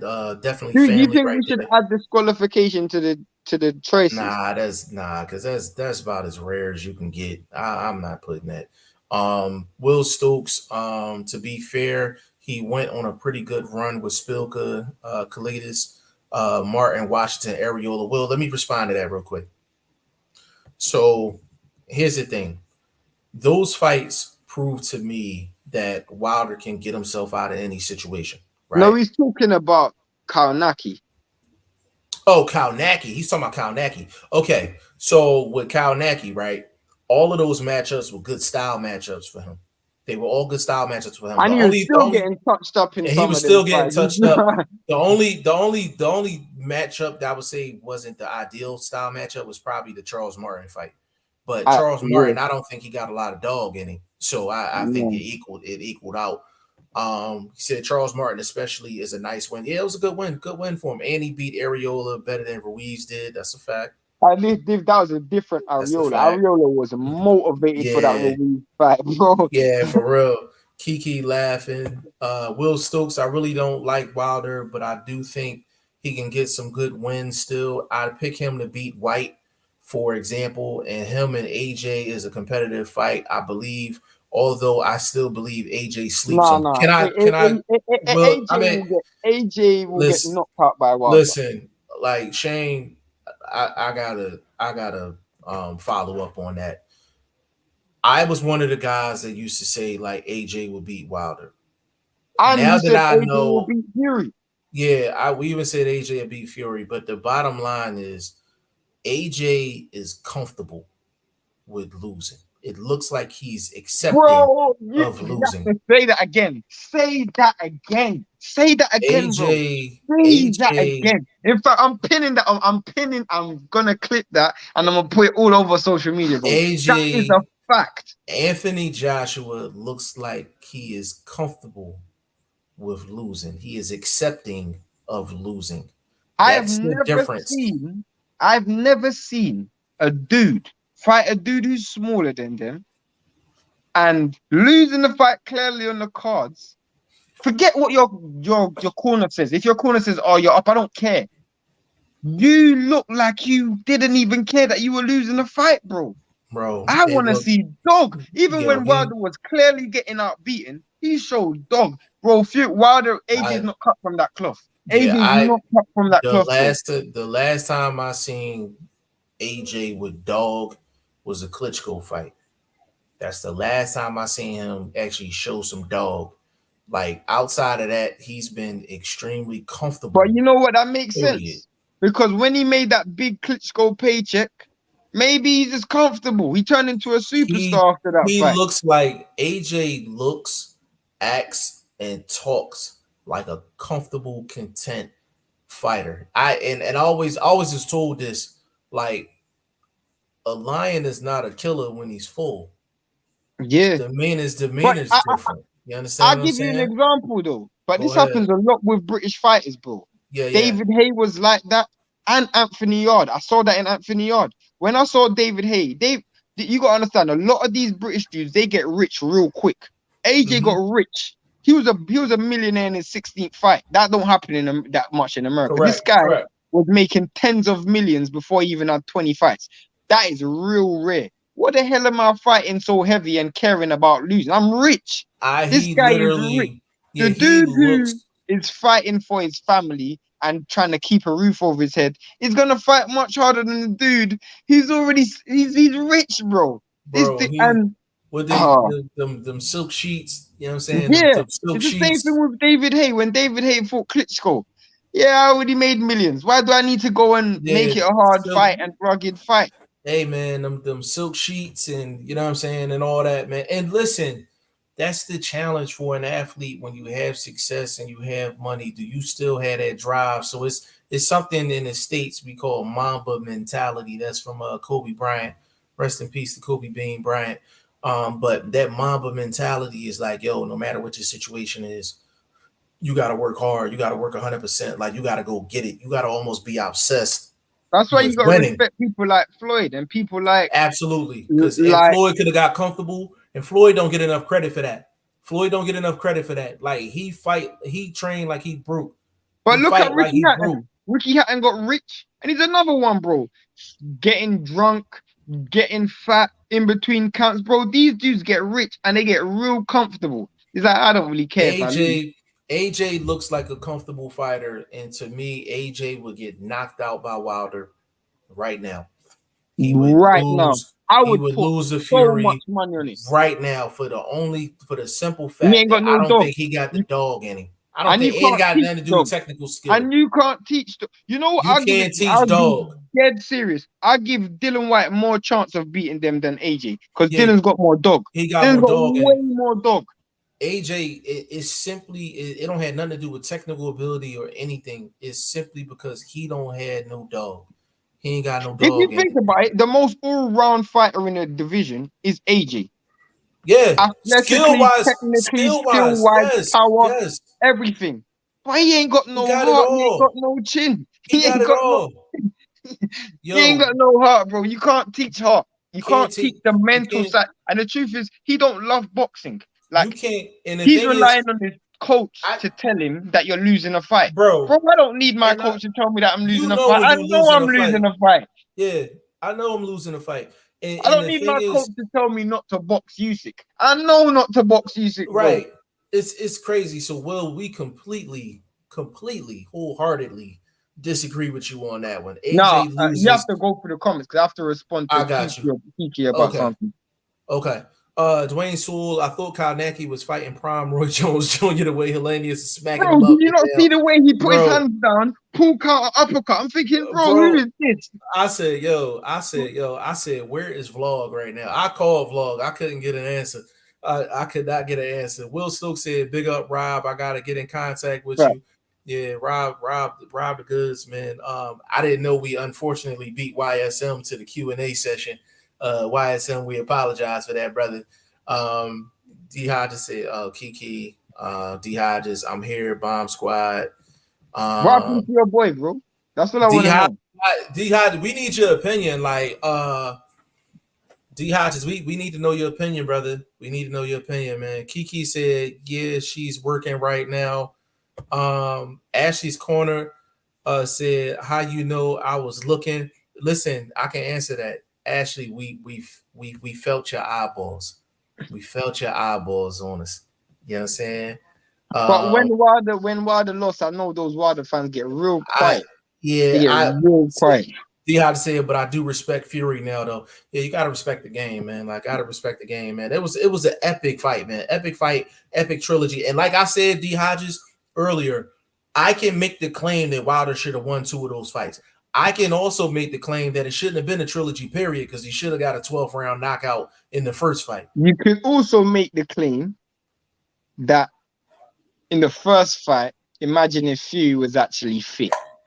Absolutely. So it's so many different subplots and stories but you can the give. Truth is, what happened. He drew once and he lost twice. Absolutely. Kiki says, she said, you looking for me. Here I go.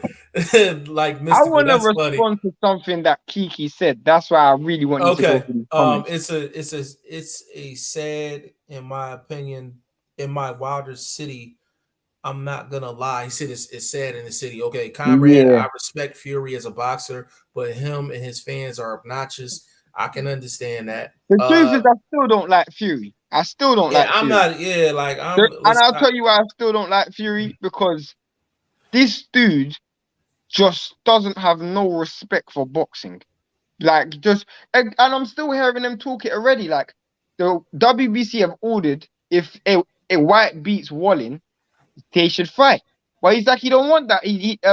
They should just ignore. Then what's the point of having mandatories, bro? That's not boxing. And I guarantee you, he gonna get around it. Kiki, I wasn't upset or hurt or anything. It is what it is. He lives to fight another day. Wilder will be back. Kiki, you know what? I respect that, because a lot of people don't think like that. Kiki said, Conrad, facts. Kiki laughing. Silk sheets is boxing. I'm not gonna lie, you can't be a fan and not expect fans to be. Yeah, he got Kiki laughing talking about silk sheets. I said, yeah, if he got a little bit of lotion on, he sliding off that bed. Them silk sheets. Yo said absolutely 100. Will Stokes, I do know where you're coming from, but at the same time, I think AJ will definitely prove you wrong here. Can Based you on explain what? based on what? Because Based it's on based what? on He what? should have Because told me that in that hey, last fight, bro. Will, this is the thing, Will. The two problems we got with AJ is chin and dog. You can't teach chin, you can't teach dog. And if you're gonna say, oh, he's gonna show you dog, where was it in the last Where fight? he didn't show none in the last fight, man. He was completely comfortable with With how that losing. went with losing. He was completely comfortable with it. And the fact that he AJ, just went in the cameras after the fight, smiling, happy. I'm thinking, yeah, I'm like, what are you doing? Like, what are you you just doing? lost your belt, bro. Why are you so Right. happy? And you taking photo ops and hell no.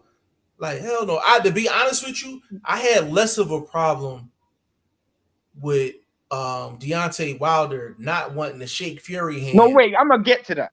We Bro, gonna get to that. why are people so annoyed that Wilder didn't shake his hand? Let me get hold on. Let me get through this. Kiki said AJ and Dillian have more of puppy in them than anything. Dylan ain't got no puppy. Dillian White got dog in him.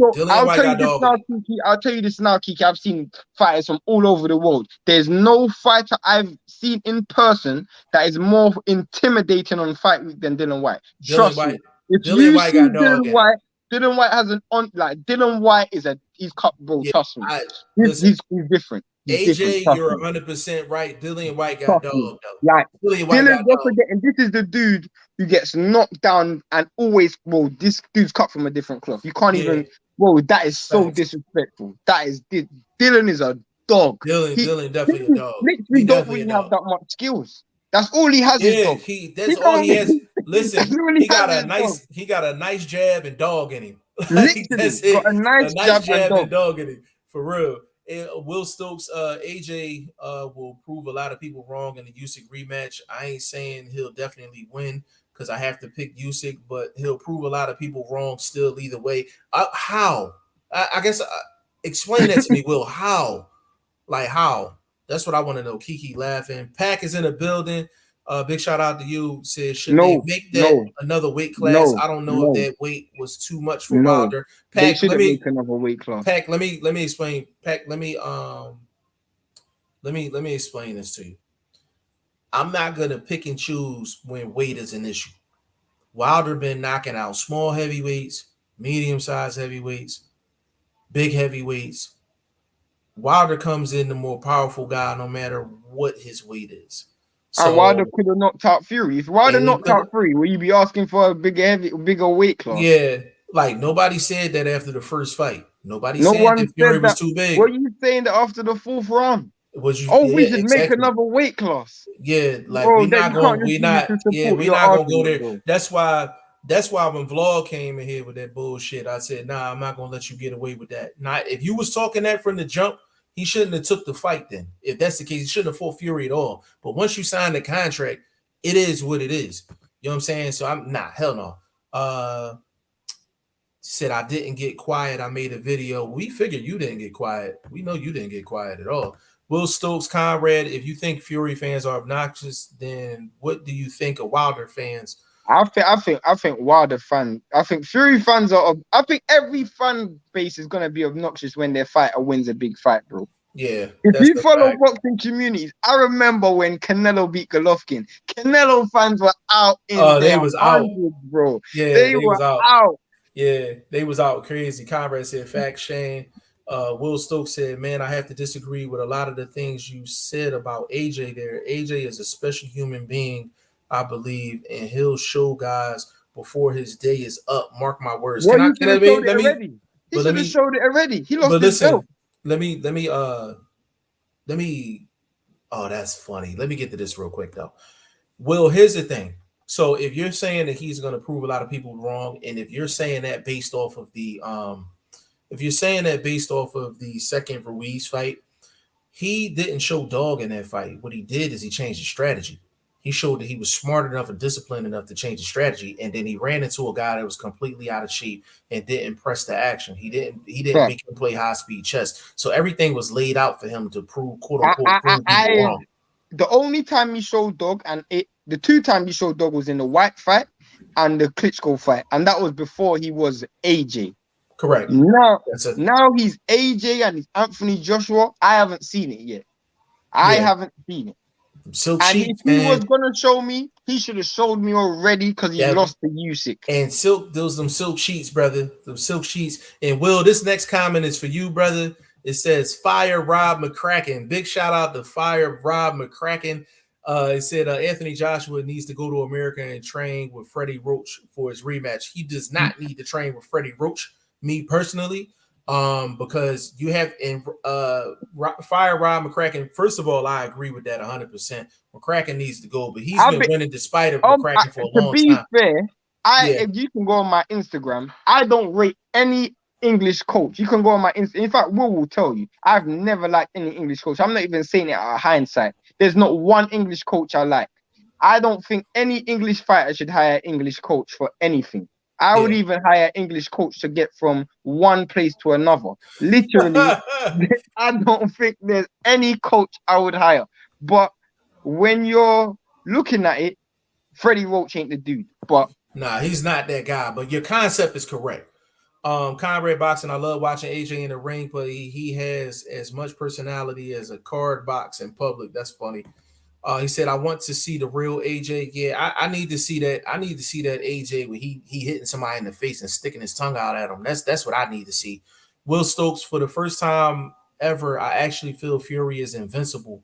Like, I can't pick anyone to beat him in the division now. The Canelo effect is creeping up all of a sudden. Yeah, I have a problem with that word. If you want to say he's the best heavyweight in the world, if you feel that way, that's cool. I agree. But invincible, bro. He was down twice in the fight, and if Wilder was in shape, you can make the argument he probably should have got him up.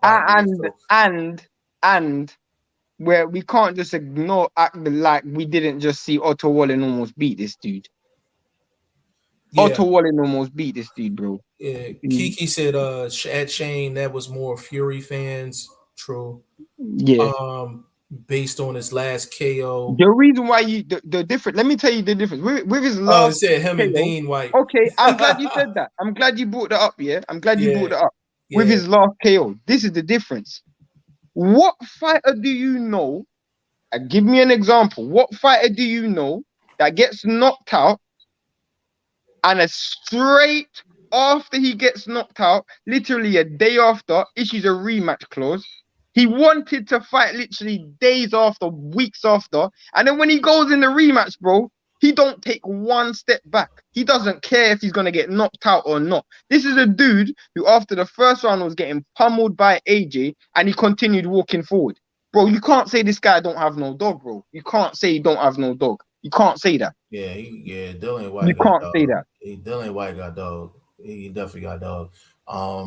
Should need a rematch for that fight, though. For what fight? Which one?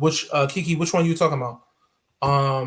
D Hodges. What y'all think about Bumlanga? We'll get into that in another live. D Hodges. I will say this, right? So on Instagram, I put up an old regular video. If y'all a fan of the channel, y'all know I used to do regular videos. I really don't do them anymore because I don't see the point in them.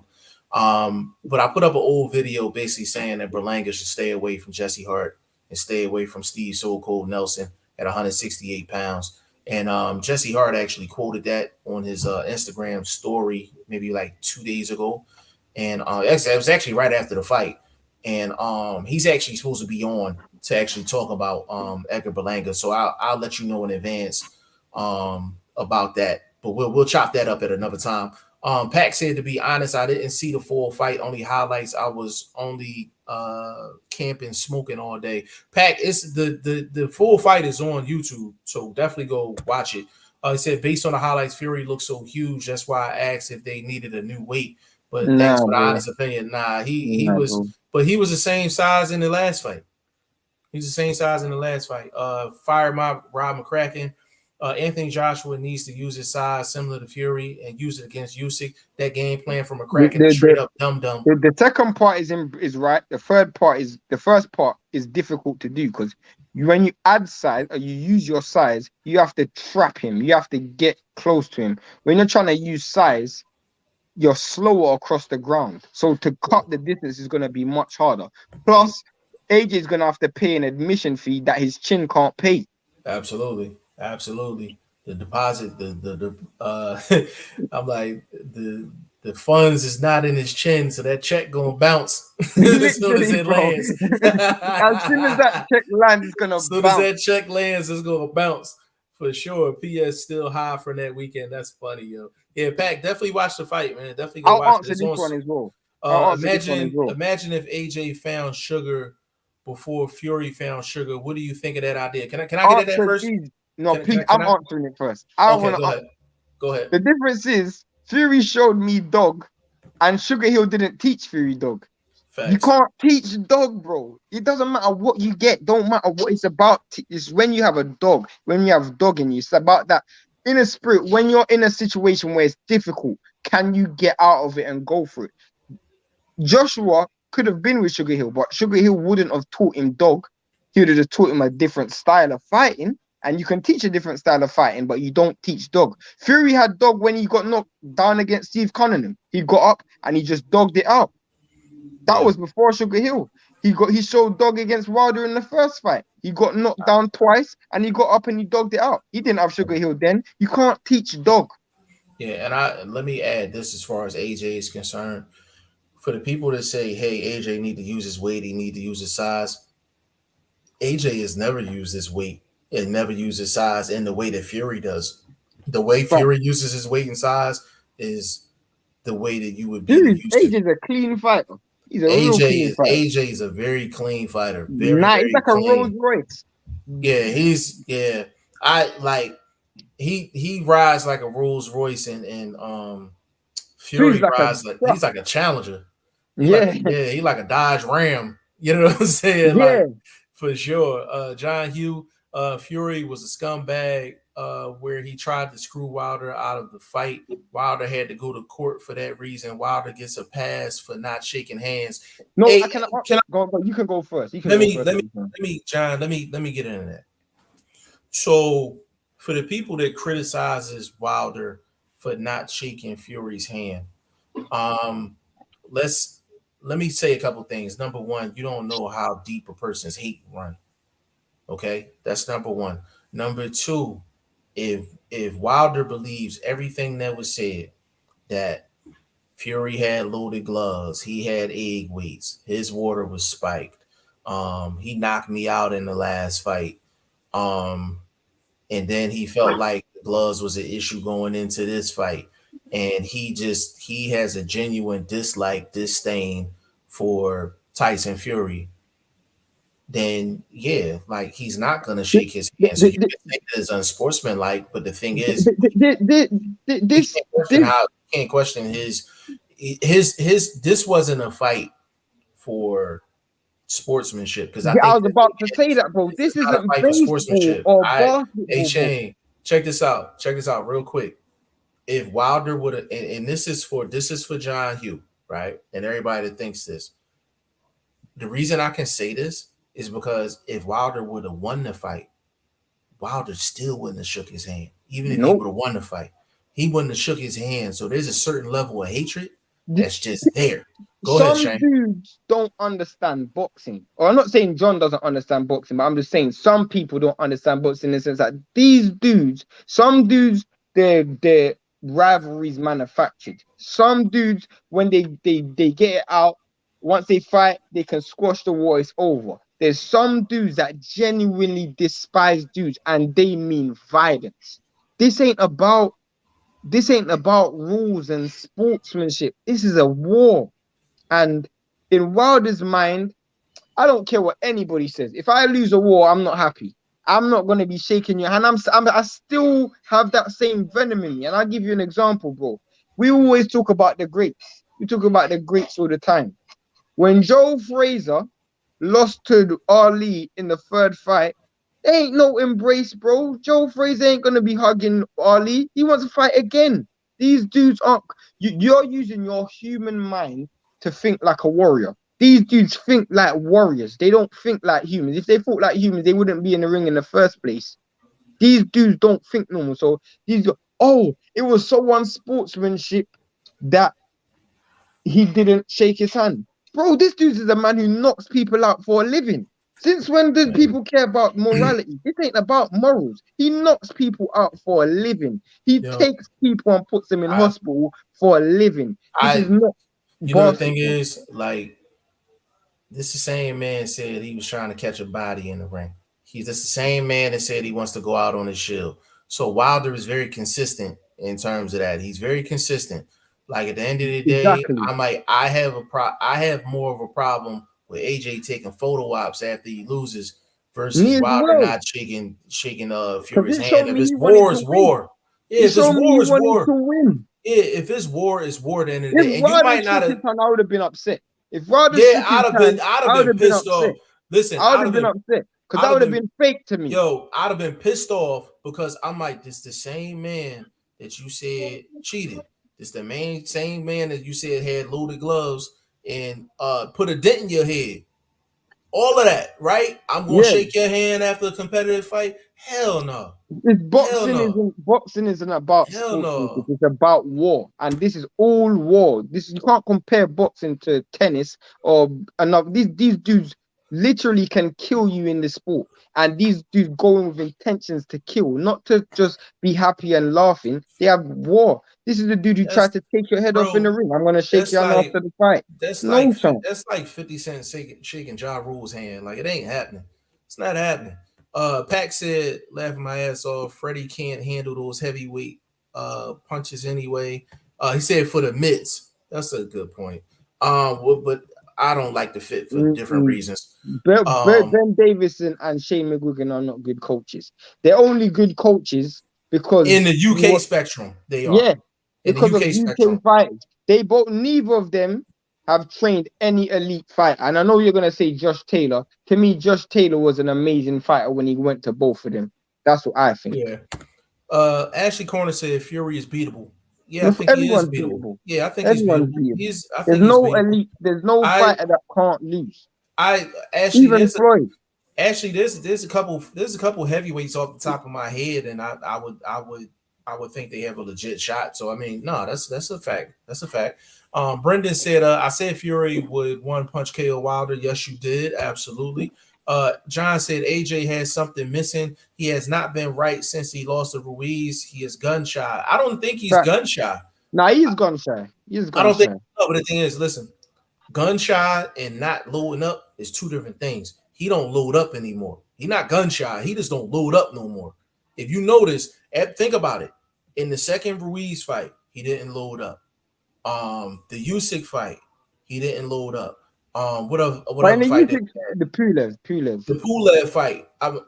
Was it Pulev? Yeah, Pulev. It was Pulev. He didn't really load up he didn't load up in the Pulev fight until after he got him hurt. Yeah, but that's true. But in a Usyk fight, he just didn't throw in a Usyk fight at all, bro. Kiki says still a hard-headed puppy to me. And Kiki, bro, listen. You have to see him in person, bro. Kiki, let me tell you something, Kiki. Listen, Shane and I, probably the most sought after fight we want is Wilder, Dillian White. Even now. Even with the reason why is because, in my opinion, those are the two fighters in the heavyweight division that rely solely off spirit. Like, Fury is very skilled. AJ is very skilled. Wilder isn't that skilled. Really and truly, they win purely and simply off brute force. It's like one truck versus another one. These dudes they rely solely on that inner spirit and that danger and violence. They're the most violent dudes in the heavyweight division, point blank period. Like, they have ill intentions when they fight. And you guys might not know it because Jeff will know, but if you actually watch and study Dillian White, bro, he's a violent man. He's a dirty, nasty man. He's not a nice dude, trust me. Absolutely. And I'll tell you that because I've seen this dude in person. I've seen like nearly every British heavyweight in person. He's the most intimidating fighter I've seen in my entire life. He didn't intimidate me, but just his persona and his aura. He's just real. He's not a nice man. Trust me. Yeah, you just have to see him. Trust me, he's not a nice man. Yeah, he's definitely a dog for sure. Kiki said the AJ and Usyk beat the hell out of AJ. To me, why does AJ lose a fight just to attempt to combat and win the second fight? Why not just win the first fight and move on? I agree with That's that a real good 100%. point. That's a real I good was point. saying that before the Great fight. point. I hate rematch clauses. Great point. Underrated Darkness. Big shout out to you, bro. Said great fight. Underrated Dark. Now I see you working too, baby. I see you, bro. Brendan Jackson, AJ ain't out there losing on purpose. Be realistic. Hold on. He ain't winning on purpose. Listen, hold on. Kiki, that comment she had was for you, Brendan. Listen, yeah, he's not losing on purpose, but at the same time, he's very accepting of the loss. He looks very accepting of And it. he That's ain't why. winning by any means necessary, neither. Yeah. D-Hod is salute and underrated. Kiki, I am realistic. He lost against Ruiz first fight. He should have won. Came back, won. Now this fight, same thing. Yeah, He ain't gonna I win think. this fight though. Yeah, he's I'm not gonna so win this one. confident he ain't Oh, gonna I win this got my fight. bro in the building. Hold on, I'm clicking wrong buttons and shit. My guy Chris Casey in the building. Well, hey, bro. Hey, man, this the father of Not Fair Charles, man. Oh One of the wow, hottest that's not fighters in fair's Philly. brother. That's Yeah, dope. this That's Not dope. Fair's dad, That's man. dope. Big shout out to Chris Casey. Hey, He Chris, wasn't man. in Philly when I was in Philly. I don't think he was. Yeah, hey, Next time Chris. you come, check me out, man. Yeah, for Yeah, sure. Hey, definitely. Chris, give us, hey, man, Fury Wilder, man. Give it to us, bro. You got the floor. I thought I was extremely proud of Wilder. He did the best he could with what he had. I just think he wasn't ready for that old school, knockdown, drag out style of boxing. He's just used to knocking people out. When you get a guy like Fury, you could tell Fury is old school. He was taught that crunk style. You remember he was with Manuel Stewart, so he was taught that, anything to win type of strategy. Like Nard beat a lot of people with the same thing Fury did. Grabbing him, choking him, Right. holding him, looking for little things he did wrong, hitting him behind the head 1,000 times. He did all those things. You got to know. And I was just talking to one of the guys at the gym because I just got out. If a guy keep pushing my head down, man, look, it ain't no shit. I'm hitting you in your nuts, man. I'm sorry. You're not gonna keep pushing my head down. You're not gonna keep choking me. I'm gonna play your game. We can play that game. That's just a thing that got to be instinctive. I saw that in every fight that I have. Don't let nobody keep pushing your head down like they crazy. Right. And that's the thing. Like that's the thing we were saying. Say it again, bro. He just wasn't ready. He was ready mentally, but he wasn't ready physically for what Fury was bringing. And then that backing up to the rope stuff. Oh man, listen, that backing up. I tell any fighter I have, you back up. If I see you back up to the ropes, you keep putting your back on the ropes, and you not that kind of Boots Ennis, Terrence Crawford, S type of fighter. I'm calling 8 counts every time your back touch the ropes. I'm calling 8 counts. Because if you notice, every time they was in the center of the ring, Wilder was getting the better of it in the middle of the ring, but every time he backed to them ropes, he got damaged. Facts. That's a fact. That's 100% fact. Badly damaged. You're dealing with a 300-pound man. Bro, can I ask you a question, bro? You know what I found so upsetting was that was the case in the second fight, and I thought they would have made an adjustment to address that reverse game because that reverse game was weak in that third fight as well, bro. Yeah. 100%. Yeah, Wilder backing up. I was like, Wilder needed to be on the front foot more so than the back foot. And hey, Chris, how'd you feel about Wilder's weight? I didn't like the weight at all. I thought it should have been around like 220, 225. So 238 was way too heavy. What you think, bro? Man, I don't care if he was 200. I don't care if he was 250. He was getting knocked out no matter what. Those were a lot of his mistakes were fundamental mistakes. It wasn't that he was tired that drop in your hands. That's what he do. Like that drop that you can't drop your hands with a man that big, especially on the inside. I mean, every time he missed the hook, anybody who was fundamentally taught boxing, when you miss a hook big like that, you better cover the back of your head. Absolutely. And the one time he never put his hand up, bro. It was whack-a-mole. That's what Fury was playing, whack-a-mole. He never put his hand up. You miss a hook big, you supposed to go like this. Oh, yeah, you supposed to cover yourself. Yeah. Like it's crazy. To me, it looked like Wilder was tired, like very early, and I'm like, with a guy like Fury and a guy that's less talented, at the end of the day, the last thing you need to do is get tired against a guy like Fury. You felt that way too, Chris? I agree 1,000%. And I don't want to sound like one of these conspiracy theorist kind of guys. I truly don't. But number one, I don't think heavyweights should be able to wear no damn horsehair gloves. Jones look suspect. They look suspect as all hell. That's number one. Number two, Fury is a dude. His stamina was never really like that. I don't really know where that came from, and that's cool. You know, whatever. You know, that is what it is. But for Wilder to survive all that time, also that count in the fourth round was pretty long. That Jones looked crazy to me.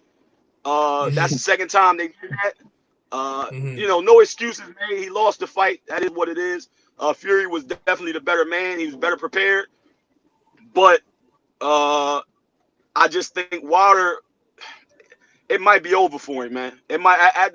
If it were my son, it'd be over for him, man. After two fights like that, it's over. It's over. Yeah, So, I feel like that's a good point, because you know what a lot of people don't look at is how much does a fight and a training camp so long take out of a fighter. A fight like that takes a lot of miles off the clock, because you took a lot of so I mean, we don't even know what Wilder's gonna come back, not even just mentally but physically. He's a 35-year-old man, and I mean, heavyweights age different, but we don't know how they're gonna age after a fight like that. I can tell you what, if it was one of my fighters, I would tell him to do exactly what Wilder did. Go out on your shield, man. I don't like that quit no dude. Go out on your shield. He went out, he gave it everything he had. I mean, hey, look, Wilder is who he is. I mean, I think one of the best trainers in the world right now is Rasheem Jefferson. I don't think Rasheem Jefferson could have done that with him right now with that. I think there are some great trainers in Philadelphia. I don't care who they are. I don't think you can reclaim who he is. That's just who he is. Chris, you know what? That's great you said that, because I gladly, I was in awe by this dude when I went to his gym. I saw him train, and I was able to listen to him speak literally like he's a student. Grill is literally like one of my favorite trainers before I went to Philadelphia. So when I was out there and I was like just in the surroundings of Row, just really made me feel like I felt privileged. I'm not even gonna lie, just listening to this dude speak. And it's a good point you brought up when you say, no matter what, even a coach like that, I don't think he could have changed Deontay Wilder. You know, even a coach with that level of IQ and understanding. Yeah, I agree 100%. Like Bozy Ennis, Rasheem Jefferson, you know, Ivan Robinson, you know, Fred Jenkins Jr., any of these guys, you can drill that man to hell and back. Mustafa, any of those guys, you can't change who Wilder is. The best thing you could do is give him fundamentals. And for me, I honestly would have prepared him for a real dirty, real nasty, real drag out. Hey, look, if we going out, we going all the way out. You're not gonna beat. He's 300 pounds and 6'9". You're not gonna beat him he's too fleet-footed as a boxer. You don't have enough weight to hold up to him, but you letting him choke you out. He literally, if you look at the fight, he was taking his gloves. That was the old Maidana joint that Floyd did to Maidana. Maidana bit his ass. Hey, look, you do whatever you can to stop that man from doing. Hit a brother in his nuts a couple of times. Guarantee you more. Chris, you know why that's so important? Because before the fight, me and Jeff were speaking, and we were really alarmed by Wilder's tactics, because he said to combat Wilder's Fury's nasty fighting, he's gonna use his strength, and he feels like he can outpower Fury.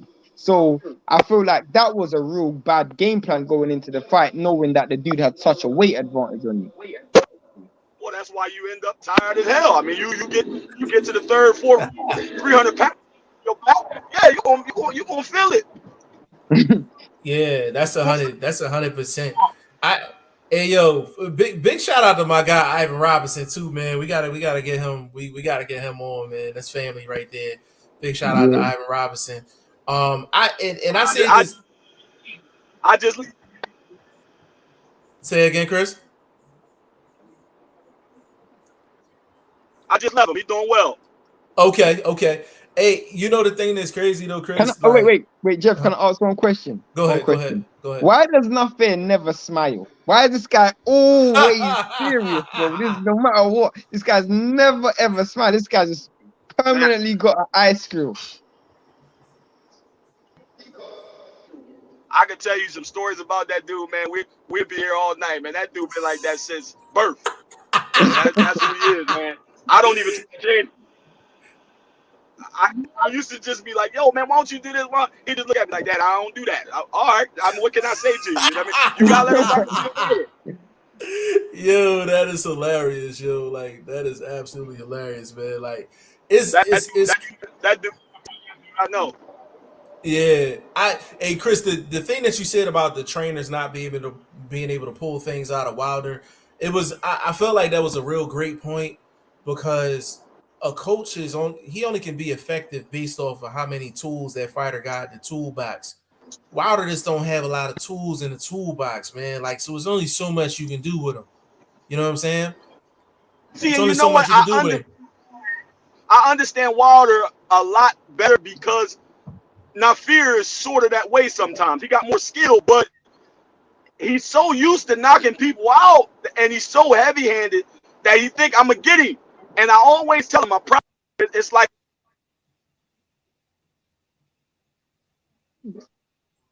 you're starting to get a bit quiet. Your audio went out. Your audio went out, bro. That was his money punch. He banged it. Yeah, I don't even think he can hear us. Yeah. Chris. Hey, Chris, come out and come back in, because your signal out. He going. Hey, Chris, come out and come back in, bro. Come out and come back in. Your signal. The signal's gone. I'm gonna take him out real quick. Yeah. Where were we in the comments? He's still going. Hold on. He's still going. Hey, Chris, come out and come back in. Your signal went out. Put himself on mute. Hey, Chris. I'm gonna take him off. Run through these comments, Jeff. Yeah, let me run through them real quick. That's my guy, Chris Casey, right there. He probably is riding around in the city. Hold on. Where did I leave off? Right here.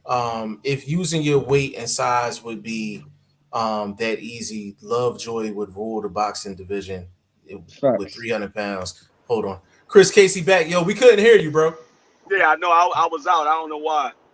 All right, go ahead, cook, bro. No, I mean, I was super proud of the dude, man. He went out there. He fought hard, man. It's just it come a time when a fight break out, man. Once that fight break out, if you ain't got what it takes, I mean, the fundamental thing is just keeping your hands up. I mean, the dude couldn't keep his hands up. I mean, it was just a matter of time before he got whacked. Tyson Fury was defensively sound the whole fight. Yeah, hey, Chris. You know what? For the people that don't know, I was actually with Chris Casey. We was in the stands watching J-Rock and Rosario. And after the first round, me and Chris was like, nah, J-Rock got to turn this into like a Philly gym brawl. Yeah. He just, you know what I'm saying? Like, you just get that vibe. You get that feeling like you got to throw the boxing out the window.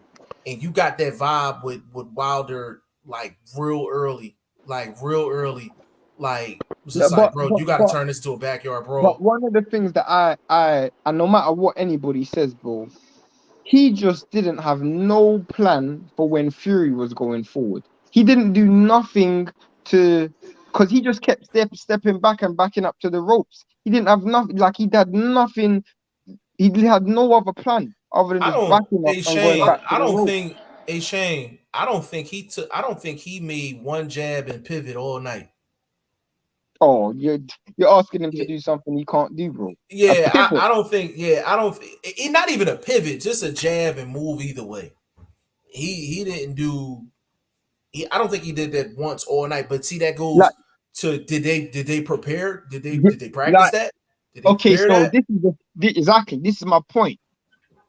So some people don't understand. Like, so you'll see a fighter. Let's use Wilder for example. His idea was, I'm gonna step back and I'm gonna step back.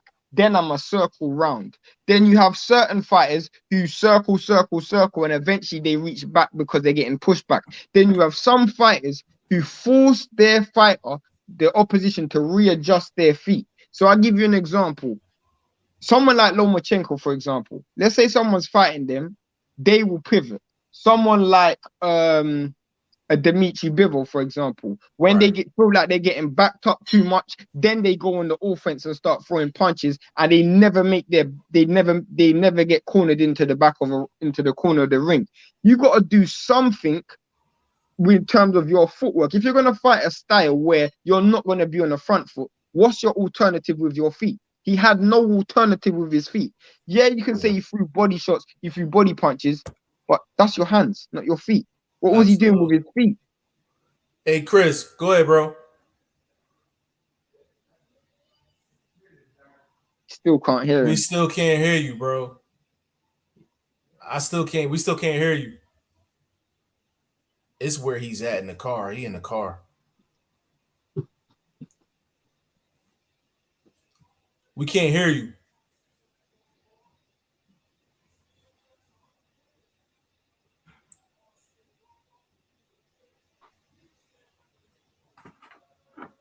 Hold on. I gotta text him real quick.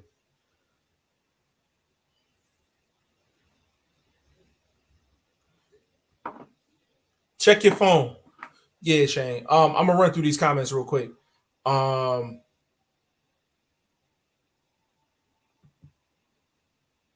Kiki said, apparently you didn't read my statement. Read it again and try again. Fury versus Usyk reminds me of Mayweather versus Pac. We're gonna try Chris again. Hold on. Yo, bro. Yeah, can you hear me? There we go. Go ahead, Chris. All right, we back. No, I was proud of him, man. It's a lot of memes and stuff, man. I mean, I just think that to do what he did, I mean, he came back stronger. He did much better than the first fight. I mean, you got to get a guy the credit he deserves. I think his coach did a great job. It was something. Hey, man, when you get hit, you're going to revert back to who you are. I mean, I watched the interview on Wire Sports the other day. He said the same. Jamil said the same thing. You get hit, you're going to be who you are. You know what I mean? That's what he did. He became exactly who we knew him to be. And he fought hard. I mean, he took a lot of punishment. He took hellacious whooping, man. I'm not sure he comes back the same. Yeah, hey Chris, anybody to question that man Chen, I'm like, you don't know boxing. Like, His heart. I'm like, he got dog. He got that dog that AJ don't have. AJ ain't got that dog. And I swear to God, I was getting ready to say, if AJ would have pulled the same thing, AJ might still have his titles. Hey, Facts. AJ, you're not gonna beat Usyk boxing. Come on, man. That's like saying somebody's gonna outbox Lomachenko. Lomachenko will not be outboxed by anyone. He's a great boxer, but I think Gary Russell will beat him. I think Gary Russell right now will beat that guy. I think Gary Russell's a better fighter. But Gary Russell Gary Russell don't be in the ring enough. I don't like Gary Russell's activity. That was a while ago, and he had some things going on in his camp that was jacked up behind the scenes. You know what I mean? It was some things that went on behind the scenes. It's some guys that'll beat him, but you're not going to beat him boxing. Usyk's not going to be beat by any heavyweight boxing. Even Fury, when Fury fights Usyk, they will fight. He's going to have to go dog him. You're not going to beat him boxing. He's going to have to dog him. He's going to have to dog him. That's 100% fact. It's certain times where when I look at fight, when somebody presents a fight to me, they say, hey, we want to fight your son. It rarely ever happens, but when it happens, I look at the style matchup. Right. I look at the style matchup, and I know what I have to do with that guy. If that guy boxes better than us, and he's a better boxer, he's an accomplished amateur, somebody who I know we can't outbox, we're going to go knock this dude out. It's just what it is. We're going to have to go put this dude down. Right. Yeah. Bro, you know what's so annoying? I'm going to match it up every single time. You know what's so annoying? The comment section is going ham right now.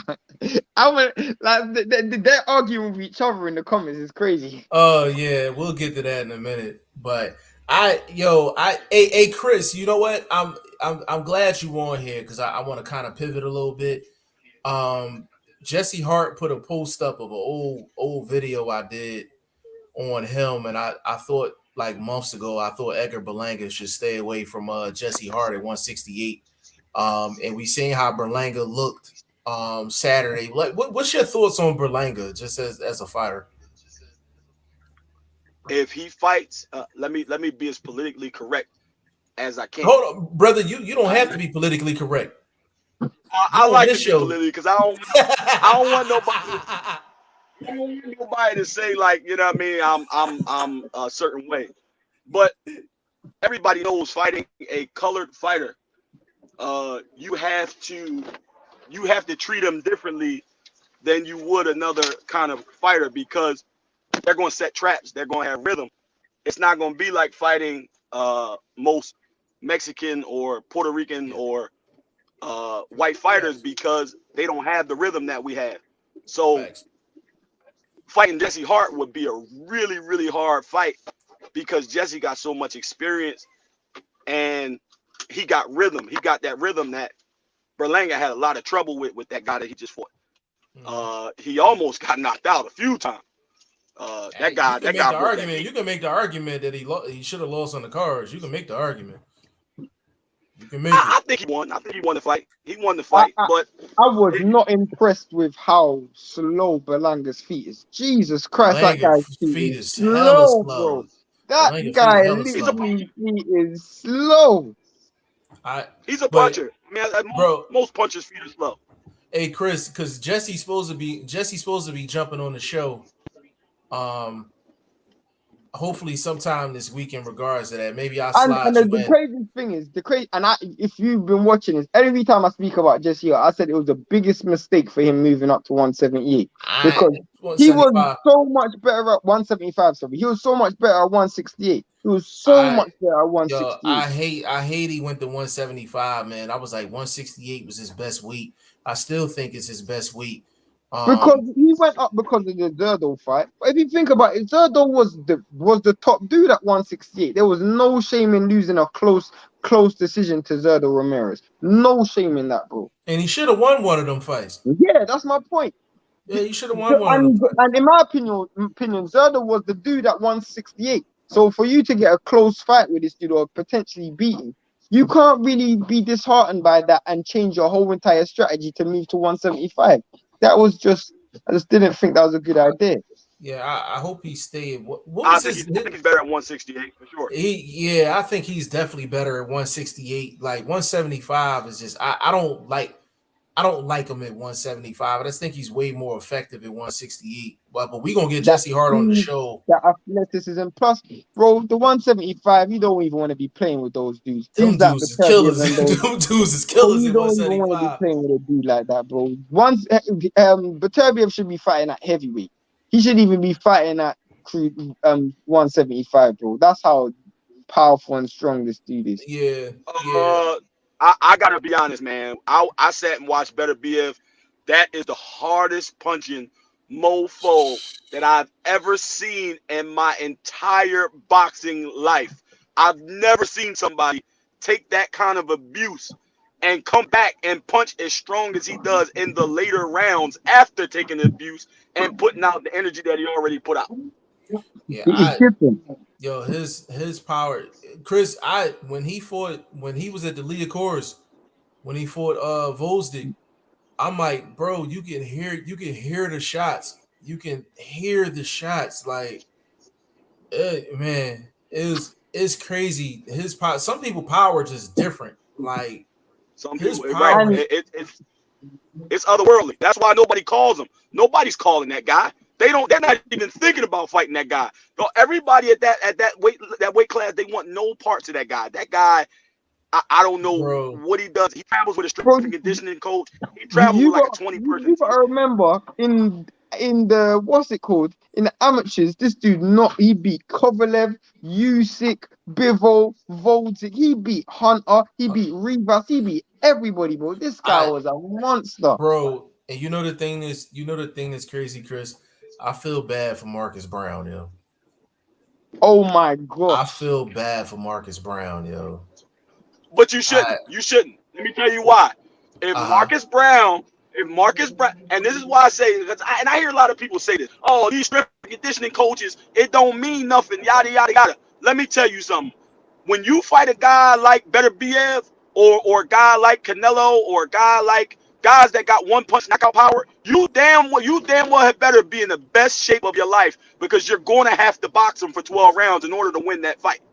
You're going to have to box. It's going to be times where you got to stand there and fight. But for the most part, you're going to have to box these guys to win. You're not going to beat Kovalev in his prime trying to slug it out with him. Yeah, and I thought, and to be honest with you, I thought Ward lost the first Kovalev fight, me personally.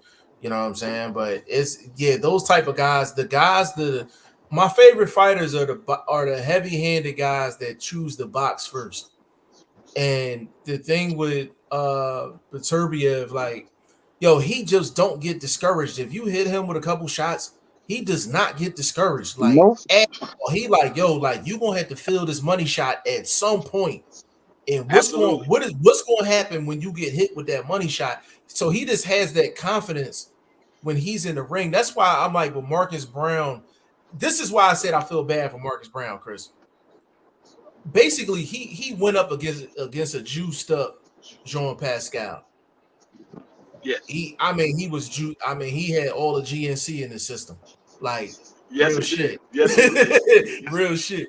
You know what I'm saying? Yes, but when it comes down to it, I'm like, he's coming off of that fight. If I'm not mistaken, he's only fought once since then. One fight.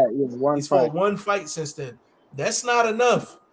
Me personally, that's not enough for him to go up against Beterbiev. And you know the problem is, bro, Beterbiev will hit you on your arms and you blocking shots, and you will still feel it. You will still feel it. His power is probably, man, I would say probably, if I had to compare it back to somebody back in the day, I would say probably like a Julian Jackson. Absolutely. Pound for pound, he has the most. Pound for pound, you can't compare it to Wilder, but pound for pound, he has the most power because he has power in every shot. He has power in short shots, long shots, uppercut game, front foot, back foot. Bro, I seen a dude. He literally got hit with a hook. He's falling back into the corner. Hit the dude with a one-piece uppercut. Bang! Literally, there's no leverage, no distance. He just hit it with a short shot. Literally, the dude's on top of him. The dude folded like a chair, bro. Yeah, literally, he's top. Bang. Yeah, he's top 3 in the sport, hands down, as far as just pure power. Just, I ain't seen nothing like it. Marcus Brown gonna be in for a long night. Chris, next time you go to Coach Rell's gym, ask him about Beterbiev. He's got a very colorful opinion about Beterbiev. I'll say this: he's not skilled. He's not a guy that's going to do pull counters, and he's not that guy. But that full punch, like I've never seen, man. I mean, he's going to hurt you. And the reason that I love guys like Beterbiev is because Nafir reminds me so much of those guys, but with more skill. When you got a guy whose soft punches are hard, I mean, I see him in the gym and he's hitting guys and he's knocking their headgears around their head like the Exorcist, and he's not even trying. He's like, I didn't even hit him that hard. And when they don't even care. Like, I've seen him bruise ribs. I've seen him, like, these guys, they get out the ring and they're like, man, that little sucker can punch. And these guys are 140s and 147s, and these guys like, man, I'm staying away from that joker, man. He can punch. He's not, and I'm telling them pull back. I'm telling them, yo, chill out. You got to keep your work. We need the rounds. When you got a guy that's that strong, I can't imagine him hitting me with some 8s on, man. I can't imagine. If you take a few of those, you're not going to stand there. You're gone. And if you don't go, you're going to end up on your back or on your face. How's everything going as far as Nafir just kind of just perfecting his craft with Ivan Robinson. I know Ivan Robinson is one of the best guys you could possibly have in your corner. How difficult is it for you to have Nafair lean more on the skill than the, you know, just the power, just knowing he got that in his back pocket at all times? It's just a developmental process.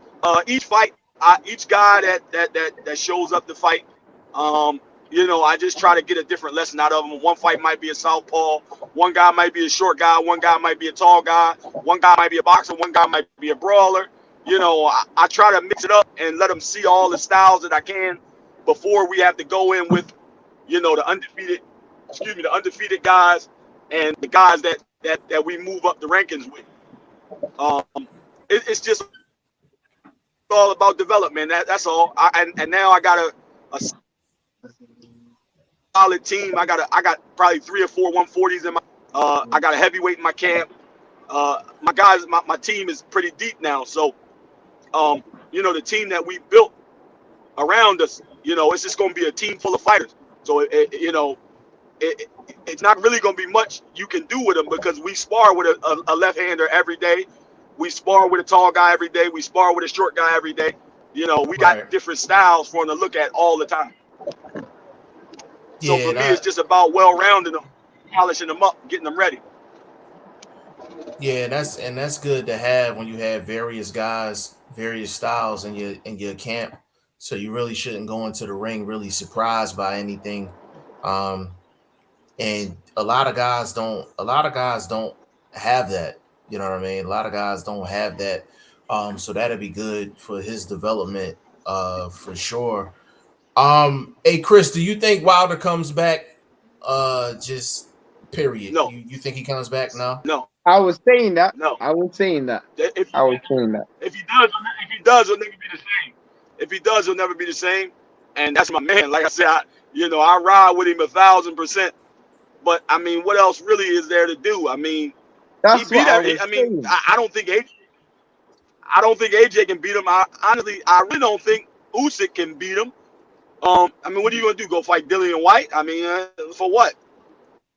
Yeah. He made a boatload of money. You know, he got hurt real bad in that last fight. At the very least, he got to take a year or 2 off, man. At least.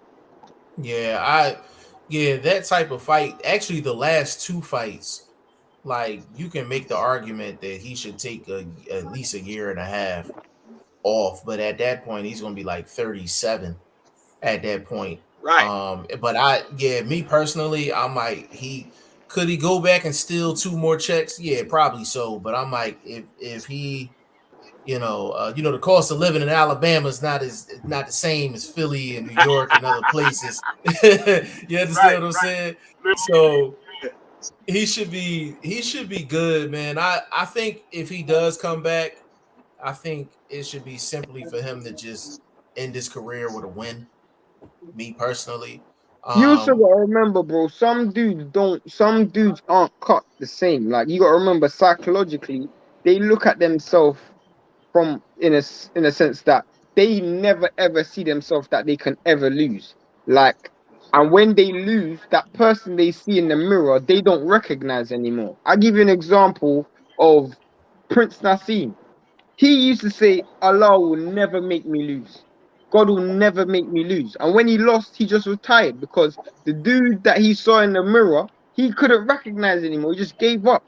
And I'm not saying Wilder's that dude, but some dudes just don't. They want to be the best, and the thought of them not being the best, I'd rather not. Like, I'm a dude. I'm the same type of person. I'd rather not play if I know I'm not going to win. And I'm that type of person. If I know I can't win, I ain't playing anymore. And Wilder might be that dude. He could possibly be that guy.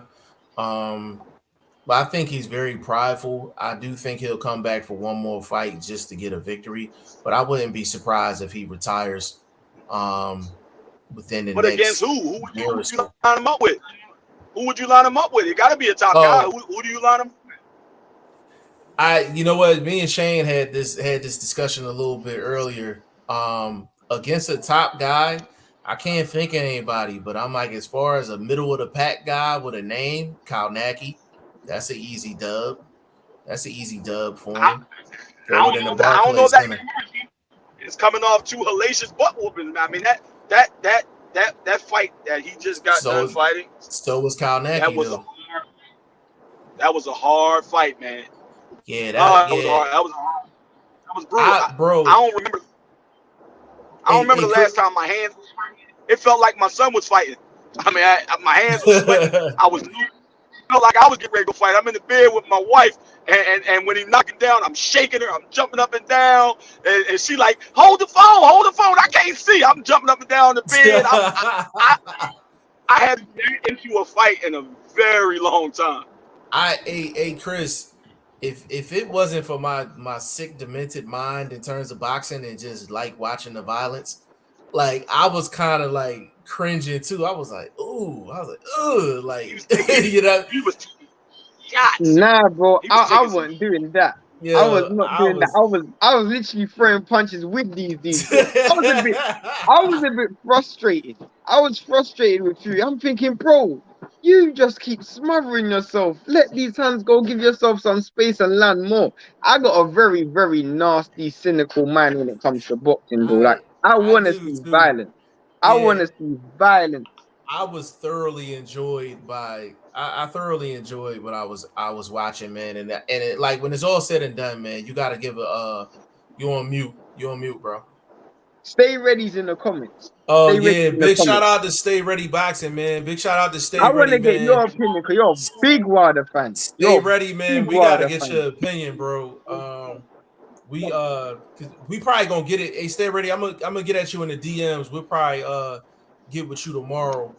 And have you jump on, man. But we gotta really thank Fury and Wilder for really putting it out there, man, leaving it all in the ring, man. A lot of times you don't see guys leaving it all in the ring, man, but those are like 2 brutal fights. And to be honest with you, Chris, I'm like Tyson Fury need a break too.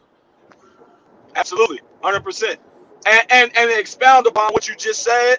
You know, and for me, this is the biggest thing. This is my biggest takeaway from what I saw this weekend. Hey, man, let's make boxing great again, man. All y'all line up, make this shit happen. Y'all gonna make the most money y'all ever made, man. Forget these old. Make the fights, man. Tank fight Ryan Garcia. Ryan Garcia fight Devin Haney. Devin Haney fight Teofimo Lopez.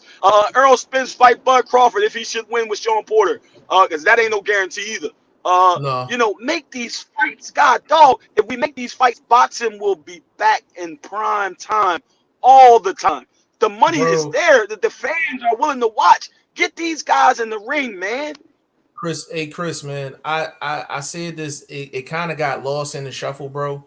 But this was an actual top-ranked PBC joint promotion event, man, and it felt like the Super Bowl, bro. Perfection. F.A. Ajagba, great fight. He lost, but he put his heart out there against Frank Sanchez. Both punchers, great fight. Julian Williams, my man, did a great job. You know, he lost, but I mean, he might have to take a trip to 47. Man, might be his best bet. You know, the card was stacked. That was a card. You give me cards like that, I'll pay $79.99 every week. I'm not even gonna lie, bro. That was a dope card. That card was fire, bro. I'm not gonna lie. That night, I watched. I think I watched 9 fights straight. I watched 9 fights straight, bro. Hey, Chris, man. I said it a long time ago. I was just like, always felt like, you know, like the U.S. doesn't appreciate boxing from a fan perspective like the UK. But the one thing about it, when boxing gives the U.S. a reason to celebrate boxing, I'm like, the fans come out, the casuals come out, the hardcores come out, the pimps, the hoes, all that. Quality. American fights have way more quality. That's just a fact. Like, it was literally a party. Like, it was literally like it was like a holiday. It was like a holiday. Next fight, the next fight I'm looking forward to the most, though. I'm not gonna lie, I'm gonna say it on this live right now. Shakur versus Herring. I'm looking forward to that fight, bro. I'm looking forward to that fight. Yo, that's gonna be a real good fight. Hey, Chris, we got money on that fight. Hey, Chris, who you like in that fight, bro? Now you already know, hands down, Shakur gonna whitewash him. It's gonna be a good fight, but Shakur gonna do what he do. You know, that's another kid. These kids that grew up in the gym, man, Shakur Stevenson, Boots Ennis, these guys like that. These guys eat, sleep, and shit boxing. Yeah, you ain't gonna beat them. You're not gonna beat them. Give these guys a chance. Oscar Valdez should be taken out of the sport. You got caught. You got both your A sample and B sample was bad. Hey, I'm sorry, brother. You're out of here. Give that kid a chance, man. Let that kid go be great. You know, you got to give these guys a chance to be great. Don't wait till they're 30 years old to let them fight somebody. Let Boots Ennis is 24 years old. He say he want the smoke. Give him the smoke. Give him the smoke. Yeah. Give him the smoke. Somebody line up and get this kid a fight. Earl Spence got a free date. Boots Ennis is gonna wax the Lure Man about 5 rounds. Give him the smoke, man. Let's see it. Yeah, I don't know if they're gonna give Boots a shot. Because a lot of people just don't want no problems with him. No, Boots versus Ugas will happen. Boots versus Ugas will happen. Boots and Wood, he dog walks Ugas. Me personally, he'll smoke him too. He'll smoke. It don't matter what it is. He'll beat both of them in the same day. It don't matter. The kid is special, and give these guys a chance to be great. You know, that's why I love the fact that we're independent. God willing, if God grant us, God grant us to get there. We fighting, man. I tell my son all the time, we fighting. I ain't ducking, I ain't hiding. We want the smoke. We coming to fight. I'm not doing the let's wait till we 30-0. Let's do it right now. Let's get it on. Who's better? Mayweather, Castillo, Castillo, Corrales. These fights shape boxing. Go. Y'all got taking them already got the money. Hey Chris, I'm glad you mentioned Floyd because people forget about Pretty Boy Floyd. That resume was stacked. That resume was super stacked. Crazy. Chop Corley, Emmanuel Augustus. You know what I mean? Don't think he ain't fight nobody. Get there. Angel Manfredi. Angel Manfredi. That was another one. Right. You know what I'm saying? Like absolutely. It's crazy. Hold on. I got one comment. Hold on, Chris. Bruce goes, how can anyone complain about the whole day? It was all excitement from beginning to end. Do this 2-3 times per year, please. Yeah, they should be doing at least 2 or 3 major pay-per-view cards where it's a joint promotion between Top Rank and PBC. Like they can't go wrong with it. You know what I'm saying? Absolutely. You could do this 5 or 6 times a year and nobody will complain about paying the money because those fights will be absolutely spectacular. I think Bud and Sean Porter is going to be another great night of boxing. I hope they stack the undercard the same way they did with this one. With fights like that, you can't miss. It's no miss. You got 2 exciting fighters. Sean Porter going out in the Shield. I don't care if Sean Porter lose or win. Sean Porter coming to fight. That's my man. I don't care how many times he lose. Sean Porter got the heart of a great white shark. He don't care. Yo, and the thing about Sean, nobody ever dominates Sean. Nobody really be putting paws on Sean like that. And Sean this will be his first fight, though. This will be his first fight. This will be the first fight because as much as I love Sean Porter, I just feel like in this fight, like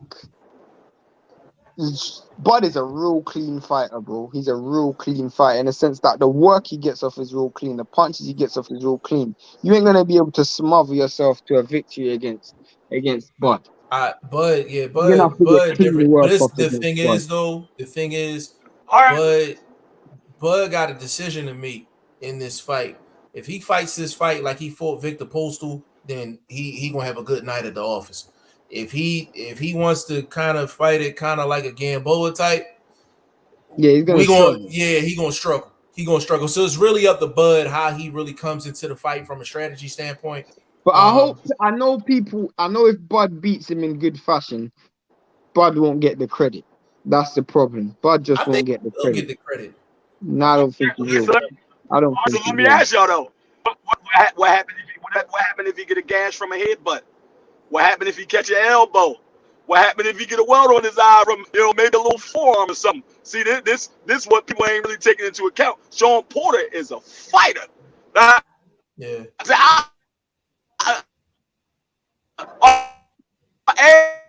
Everybody talk all that pure, pretty boxing, all that stuff, cool. Hey, Chris, but here's the thing though. it's gonna take a guy like Sean to beat Bud. You're not gonna beat Bud outboxing him. Now, You're not gonna I, outbox I, Bud. I think I actually think the opposite, bro. Not the outboxing part, but I think fighters like Sean, if Bud fights the right way, actually make fight pretty easy for him.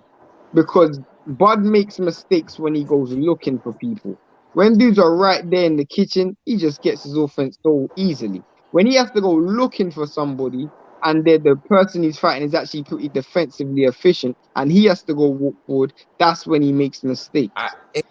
Here's the thing though. I meant in the sense of like you gotta have somebody that's a dog like Oh, I see Sean. your point. I see Yeah, your you point. I gotta see be your a point. dog like Sean to get to a guy like Bud. Like that's really only the few ways you can really get to a guy like that. That's like the Spence fight. It takes a guy Absolutely. like Sean to get to a guy like Spence because Spence is so skilled, Yeah, like but technically sound. But it takes somebody like Sean to kind of be like, you know what? I know I'm the gonna pay this difference with price when I walk Spence into the though, front door, but difference with Spence though, Spence for most of his fights relied a lot on size. yeah, True. and the thing is with Sean, and I wish, and to be honest with you, I don't know if Kenny, I don't remember the fight in my head, but with Kenny, like after the first 6-7 rounds, I'm like, bro, you got to kind of switch the style up a little bit. Like he stayed in the kitchen a little too long with Spence and just allow him to adjust and really just let that size get to him later on in the fight, man. And that was a fight for Sean Porter to have, man. That was a fight for Sean Porter to have, man, because the first 6 rounds he was He was putting up. in work. He was up. He was up in that very Padman just clear. commented as well. Big shout out to I Padman mean, McGriff. skill for skill, it's only one fighter, 147 in the world that got more skills than him, and that would be Boots Ennis. But Yeah. Sean has the exact. Everybody keep telling me this, bro, and I believe it, but there's I some want to stuff see about it. there's some stuff Okay, about Boots I want to see. I'll give you a quick story. I'll make it quick as I can. Me and Rick Ross argued about this for 2 days. He said, and I talked like, he said, Chris, man, he ain't that good, man. He can't be. I said, Rick, he'll beat Bud and Spence in the same night. I promise you. He said, Chris, man, he said, you don't know what you talking about, man. I said, the next time you pop into Philly, let me know. I'm gonna take you down to the gym. So he pops Okay, up Chris. on me about 2 weeks later. He Now runs go down on, on me, right? go on. He runs down on me about 2 weeks later. I took him to the gym. Boots just so happened to be sparring that day. The motherfucker did an hour straight. No breaks, no bells, with 3 or 4 different people.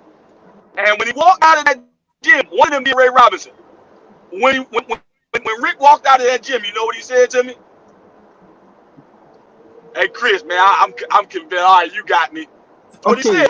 A lot. Chris, You can ask him. Yeah. Cool. When I went, thanks to YSM, courtesy of Rob. When I was there, I went to the gym and I saw Boots spar, and I saw exactly what you saw.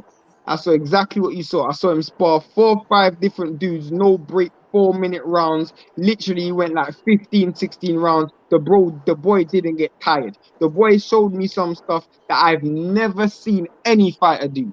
Bro, the dude was in the inside. The dude was on top of him. A dude tried to throw uppercut. He caught the uppercut with a shot, and the same shot, the same hand he caught it with, he threw it and countered the dude. Perfect. But this is one thing I say, and I'm gonna say it to you live. The problem I have with Boots is this dude knows he's good. He knows he knows he's great. Everybody in the gym knows he's great.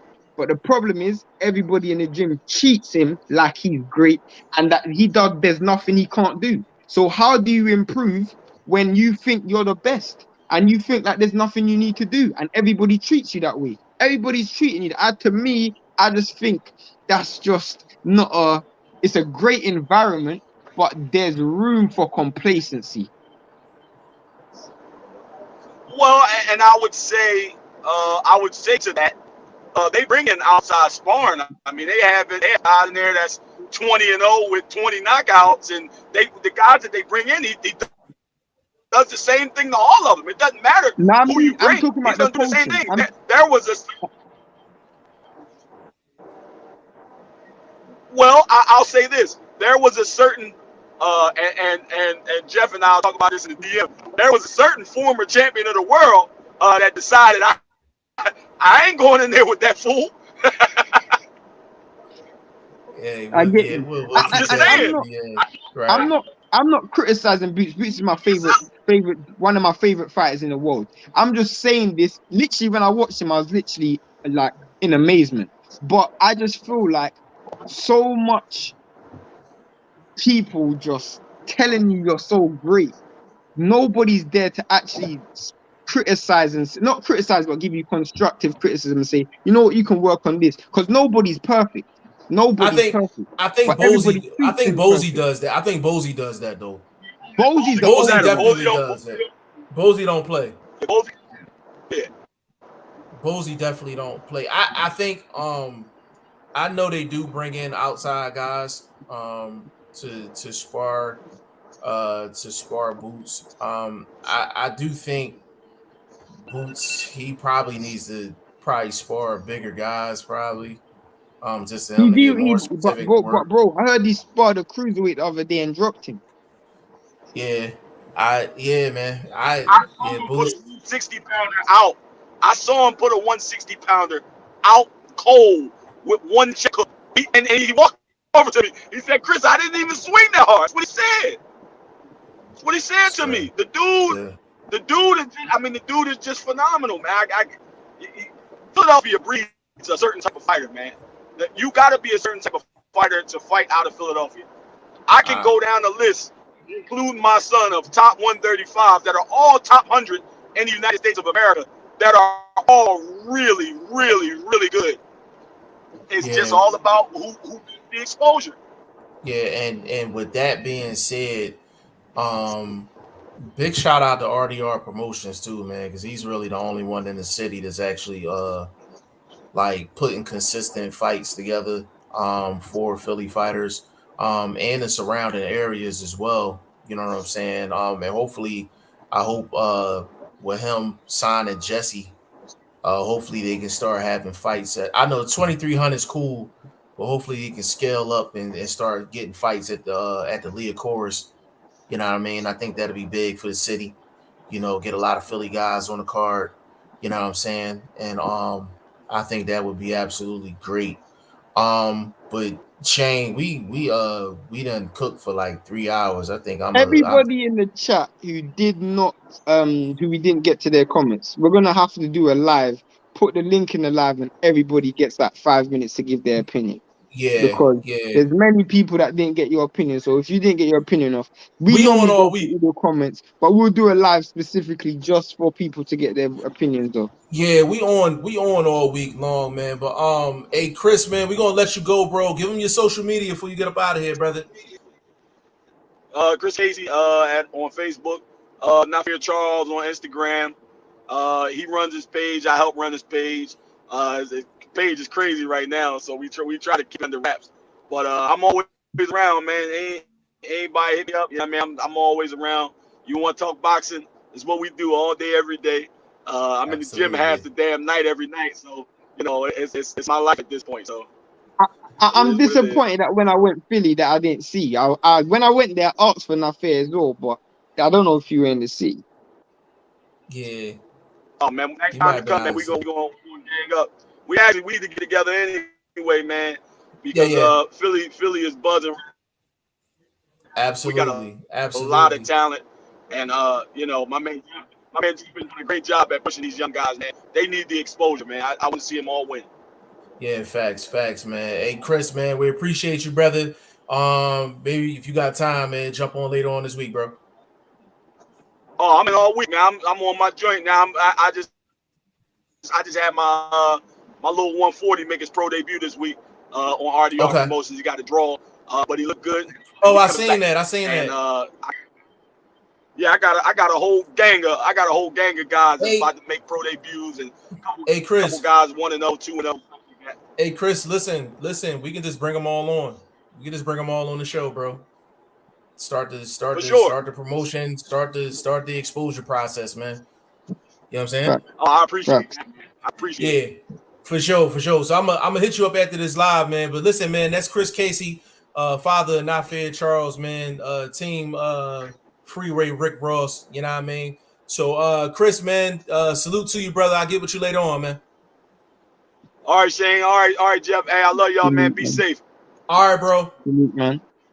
All right. Yeah. Why? Yo, that was the father of Not Fair Charles, man, Chris Casey. Yo, this hey Shane, this we done went 3 hours strong. He didn't even finish.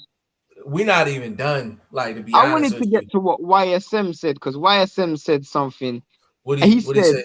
He said that while the does have tools, he just didn't code. I'll Who go to said? the comment myself. Hold on, he said that in here. Yeah, and this you, bro, there was so much comments we missed. Hold on, I'm just going, bro. I'm gonna find out where I left off. I don't like leaving this many guys. God damn. He has a lot of tools, but he didn't cultivate them. That Hold was on, hold on, bro. Wait a minute. You left at least 35 comments. Bro, I'm running through them. Hold on. Yo, this is crazy. First of all, I apologize, but we were cooking. We were cooking. And we appreciate you. And as I said, anyone in the live, we're just going to throw the link in. Please don't comment, because you have the opportunity to just literally any fan. We're just giving you an opportunity to voice your opinion, because the truth is fans don't get the opportunity to voice their opinion in boxing, and boxing always evokes the most emotion, especially after fight nights like that. There's no point typing, just come and get your opinion off. Literally, it's that easy. Absolutely. Unless you at work or something, if you in your room chilling or you in the car or something, man, click that link. Click that link. All right, so Even if it's just a 3 minutes, 5 minutes. 3 minutes, 5 minutes, we get you in, get you out. Shane, I'm gonna run through as much as possible, and then we can pick whichever ones we want to actually talk about. Will Stokes can't teach dog, but AJ has shown dog in the past. You said it yourself, so he doesn't need to be taught it. Just he needs it brought back. Rocky 3 style. Eye of the Tiger, baby. There is no tomorrow. Kiki said only Fury fans are upset about that. Andy Ruiz is in the building. I don't like that whole tattoo that you got, but that's another story for another day. And your camp's a bit suspect with that. Camp a little suspect right now. Wilder a sore loser to this day. Kiki, inmate boxing, Andy Ruiz. Why you say that? Said because he didn't shake Fury hand after the fight. He came in after we talked about that. To be fair, I want him to be a sore loser. You want him to be a happy loser like AJ. We can't have it. We can't bro. have it both ways. Like we get mad at AJ for being a happy loser, but then we get mad at taking selfies with Usyk after the fight. What is this, bro? Right. Andy Ruiz said he can't take that L like a man. Fire Rod McCracken, what you think about White versus We're gonna do a Wallin? live about that. I don't think it's going to be an easy fight for either of them, to be honest. I Most agree. people are picking Wallin, which I find quite crazy. The fact that most people are actually on camera saying it, I think that's crazy. I mean, but that's I'm not saying Wallin can't win, but they're just saying it easy. Oh, Wallin's gonna win. He's gonna outbox him. I guess you don't. But that's because of what he did. That's because what he did with Fury. Have you ever seen anyone outbox White before? And he's boxed boxers before. Have you ever seen anyone outbox White before? Nah, usually White, like the main thing White does is he'll out jab the jabber, and that's what gets him home a lot of times. What he will do is he'll just have a ridiculously high volume of output, which means you got to outland him to win. And you're forgetting this fight is in his hometown. If the fight's a close fight, White's winning. If the fight's a close round, White's winning. That's a fact. Kiki said Wilder will be back. I'm not worried at all. Andy Ruiz, Fury is the Ali of our generation. Can't nobody see him in a boxing ring. He's the But, best to but ever do it. even if you think about it, Ali still lost in the ring, bro. Everybody Yeah, loses. yeah. Kiki said he doesn't have to shake hands. That's a Facts. fact. Conrad boxing rematch clause, and then talk about AJ becoming 3-time champ.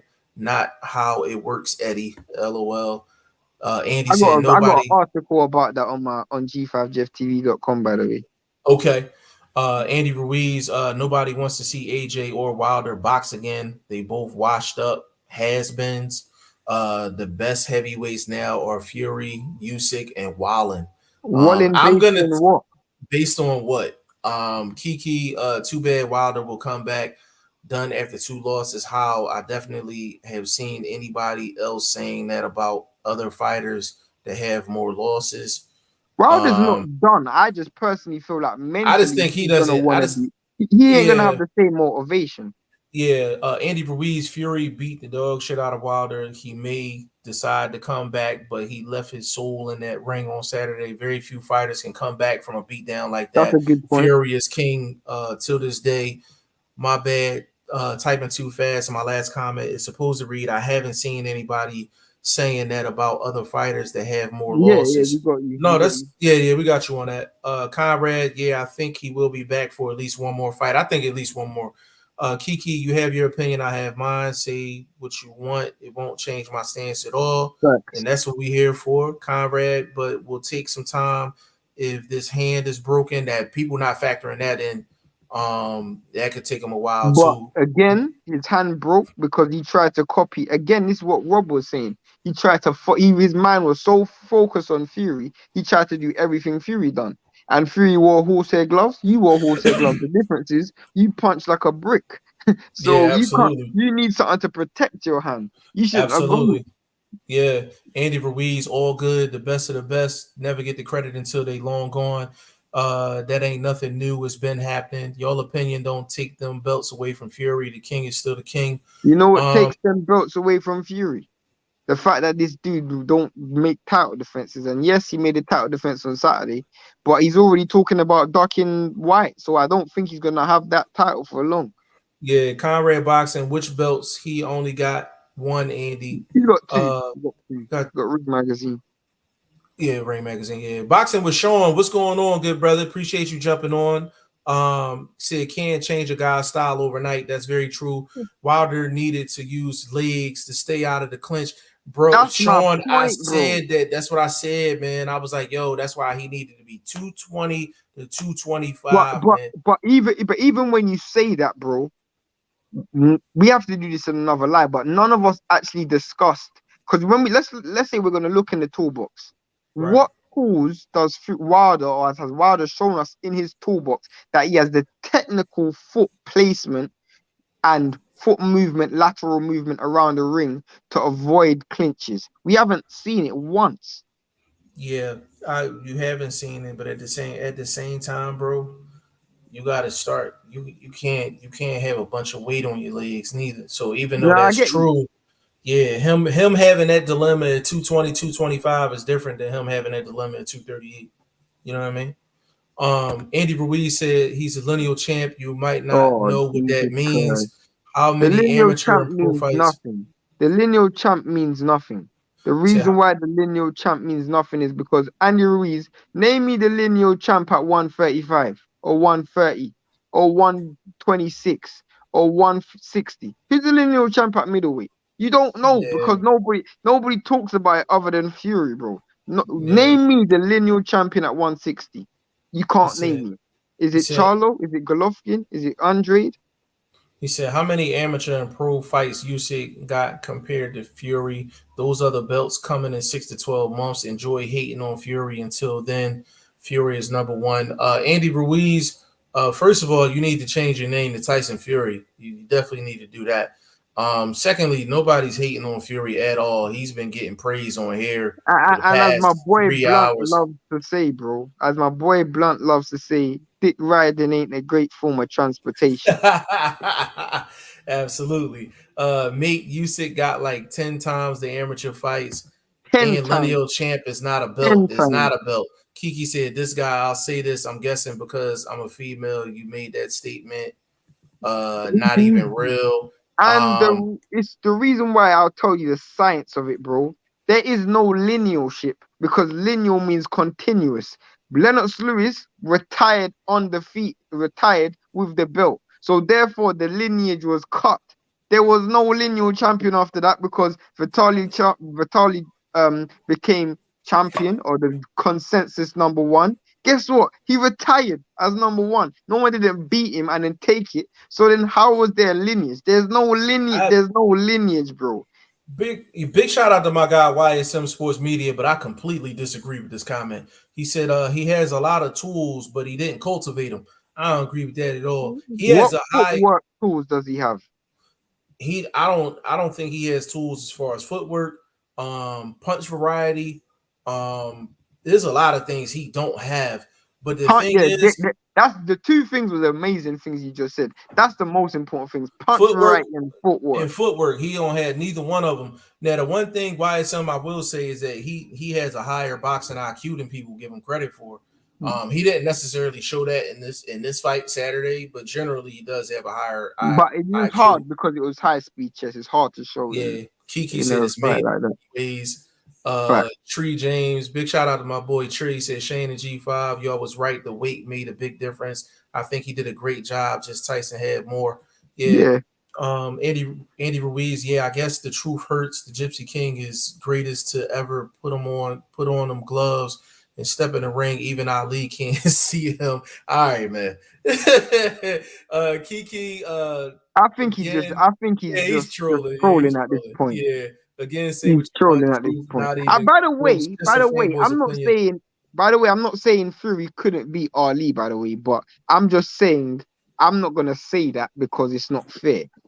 I'm not even putting them two in the same sentence. Like they're different eras, bro. Two different eras and all that. How many title defenses does Fury have? One.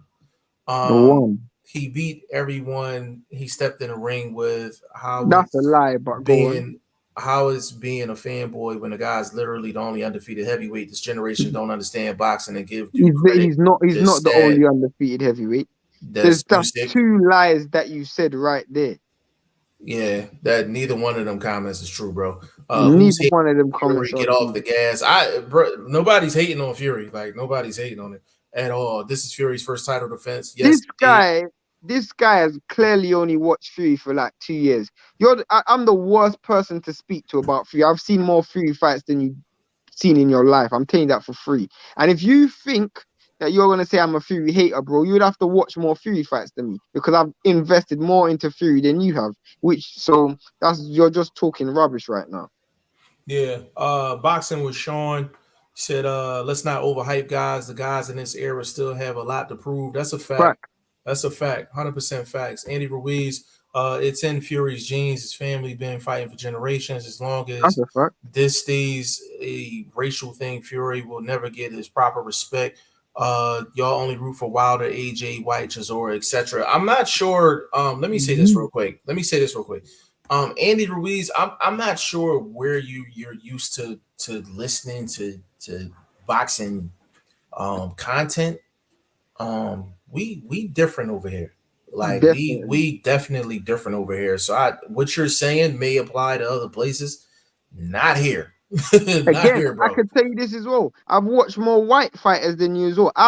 Jeff will tell you I've paid to go to a country where there's no black people in the country to watch 2 Eastern European fights. You haven't done that. So you can never talk to me about race, bro. You can never talk to me about race. And we don't even talk on that type vibe. Kiki said not even close. You need to speak on what you know. This is the topic the panel speaking on. Boxing with Sean. Fury is solid. Let's see what he does. Russell still fight. Gary Russell. Bro, Russell's a Gary Russell, man. He got more Instagram videos than actual fights in the past 2 years. WBC should have stripped that dude. I just look how long he should have made the fight with Ray Vargas. And Ray Vargas finished. I don't care how talented Gary Russell is, man. Until I see you in the ring, man, like I'm not really trying to hear nothing. I ain't really trying to hear nothing at the end of the day. Andy Ruiz, Usyk was hyped up just like Deontay was before Fury put the beats on him. Fury is going to put that Ukrainian through hell just like he did Klitschko. I guess history has a way of repeating itself. LOL. Fury could win that fight, but Fury could definitely win that fight, bro. He could Usyk, definitely win that fight. Usyk. Oh wow, no fight.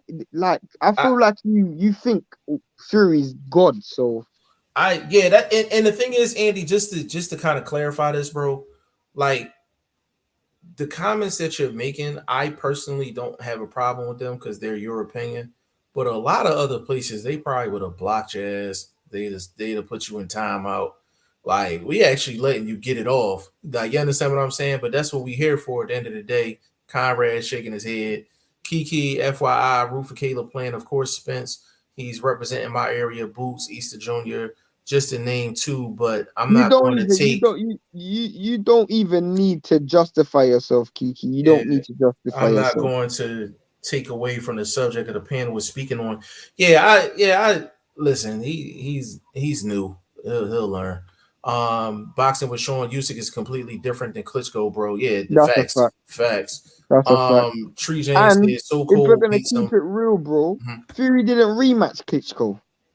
Yeah, Fury didn't give Klitschko a chance to get redemption. He didn't get his get back. Tree James said so cool, beats him, period. I'm assuming he's talking about Berlanga. Yeah, right. Gary Russell Jr. haven't seen him. Hart is not in the same weight class. A boxing with Sean. I'm actually gonna have an interview with Jesse Hart, man. He gonna be coming. He'll come back down to 168 for the right fight. For the right fight. Joseph Gwilt is in the building. That's my guy right there. Big shout out to Joseph Gwilt. Said Wilder showed he has tremendous heart, but the heart on display between round 6 to the end will have a massive drain on him physically, emotionally, and mentally. I don't think he will ever be the same. That's gonna be the question. I think he's gonna come back, but will he be the same or anything close to being the same? That's gonna be the question. Going forward, let me run through these, Shane. Andy said, I'm gonna say one last thing about Fury. There was people hating on Michael Jordan in his last season with the Bulls before he moved on. The greatest, if you look back, never get the credit when they are on top. That's a bad example because Michael Jordan always got the credit. And he always got the credit. Fury's getting the credit.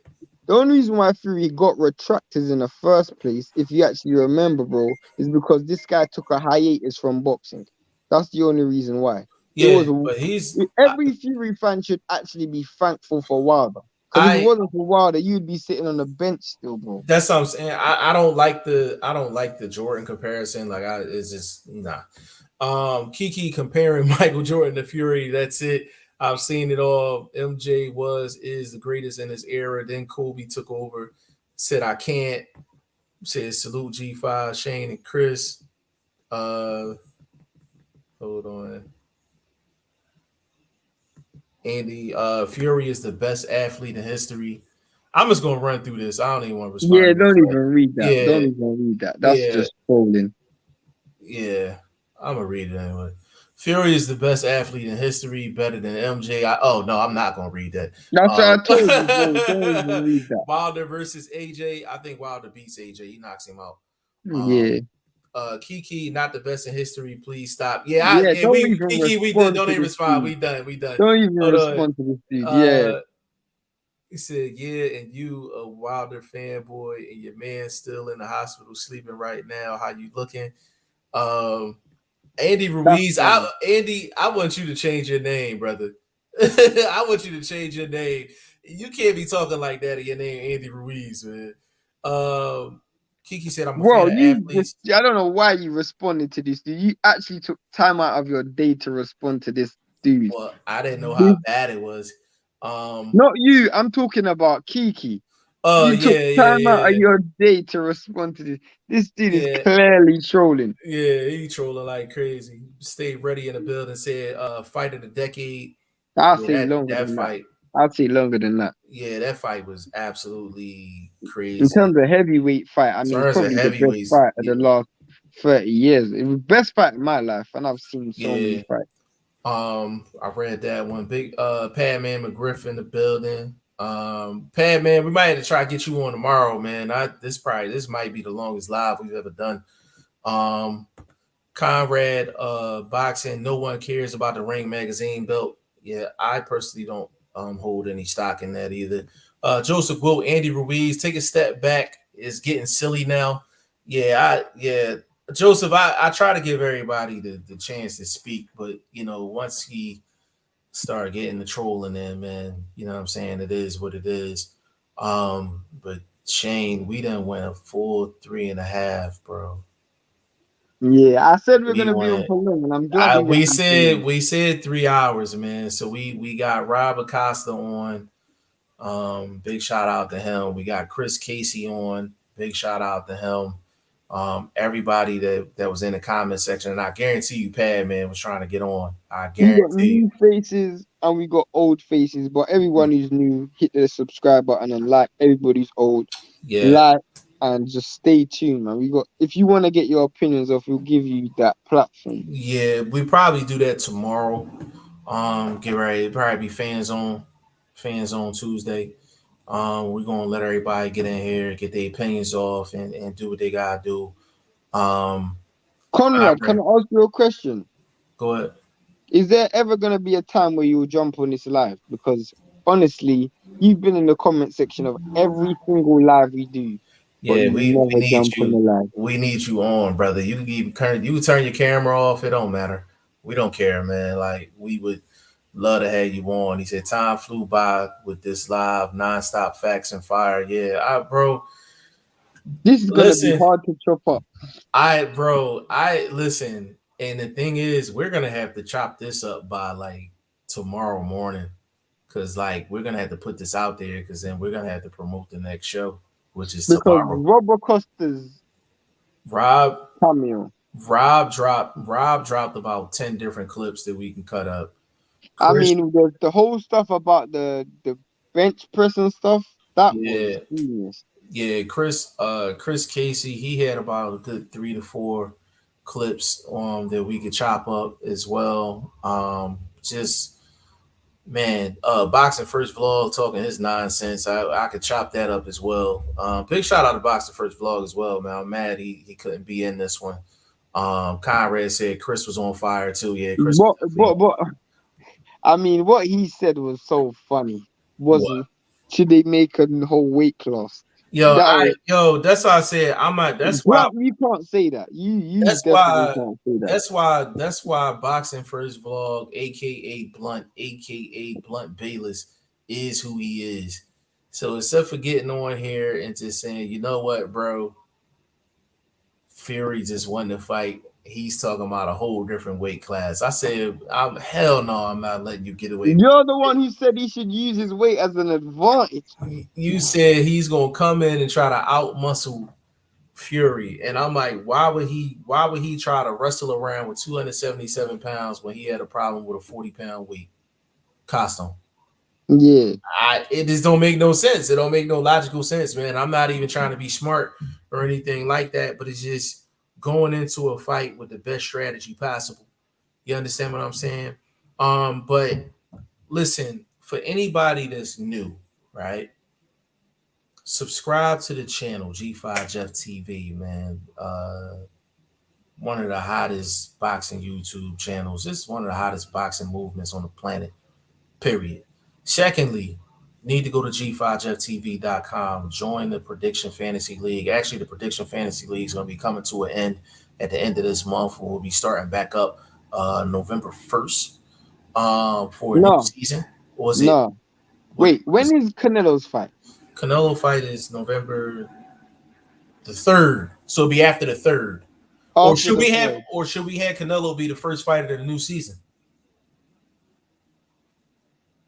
That might be a way to go. Whatever I have it on the site, that's where it is. Yeah, we gotta both look at the site. We gotta both look at the site. Joseph said, basically, I'll tell you what happened. So many people made predictions and made more than one predict. Like there was 4 fights. Some people made wrong predictions for more than one fight. So the site will try to update itself, but then there'll be errors. So I just keep the site how it is, and I'll do it manually because some people actually for example, some people got the fights right and wrong, and it's very difficult to calculate points when people have done more than one submission. Hey, Joseph Gwilt, the only thing you need to know is whether Shane does it automatically or manually. G5 will be at the top of the food chain. Period. You Yeah, understand what I'm saying? Jeff's on the top right now, and it's looking a bit difficult to make it back. Still, I won't lie to you, because he got some good points this week. I think Jeff got. I got 3 to 4, and I got one of them spot on. So Jeff got 9 points this week, and Jeff was already on the top. Hey, Joseph, man. But Guy English got 8 points. Guy English is that dude, man. Big shout out to Guy English, man.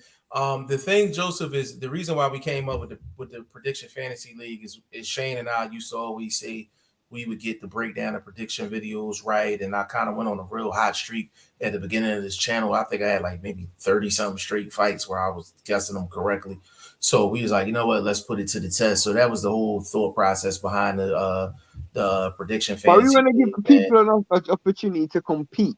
You know, yeah. like give but them that's why I'm like, again. like we got to figure out when we're gonna actually end this season and actually start a new one, so we can actually get everybody started at zero and really get it popping. We'll talk about that off camera, but yeah, for the people that's new, subscribe to the channel, subscribe to the website, join the Prediction Fantasy League, man. Follow us on social media, BoxingFirst Vlog as well. Follow his YouTube channel. And for the people that's been here, man, just continue to do what you're doing. Smash the like button. Share the live. I think those are 2 most important things, man. Like the video, share the live. If you want Facebook, share that live. If you want Instagram, let your people know that we on. We're probably one of the only channels that allow the actual people that's in the comment section to actually get on the show. You know what I'm saying? We got history of that. We got proof of that. But this one was absolutely fire. This was episode 7 of the Goodfellas podcast, man. So many people to thank, man. Everybody in the comment section. We've been on here so long, I can't even do a roll call. Like it's way too many people. But big shout out to everybody that was in here, man. Big shout out to Chris Casey, who pulled up on us, father of Not Fear Charles, trainer, manager extraordinaire, strength and conditioning coach for Jerron Boots Ennis. Rob Acosta came through, dropped some major jewels, which seems like it was forever ago, but it was 2 hours ago, basically. Yeah. Big shout out to Rob Acosta, man. And we probably gonna come out with about a good, about 10 to 15 clips of this joint and drop it throughout social media, Instagram, Facebook, Twitter. It was just so many gems that was given out, so many good moments. So we gonna have to. I'm gonna be up all night, time stamping and trying to cut these joints up. I'm gonna be sleeping like 25 minutes. I'm gonna be up chopping this stuff down, man. But we got, hey man, episode 8, Boxing Plug podcast coming tomorrow. Goodfellas podcast. What I say? Boxing Plug. Oh man, I'm in old thought.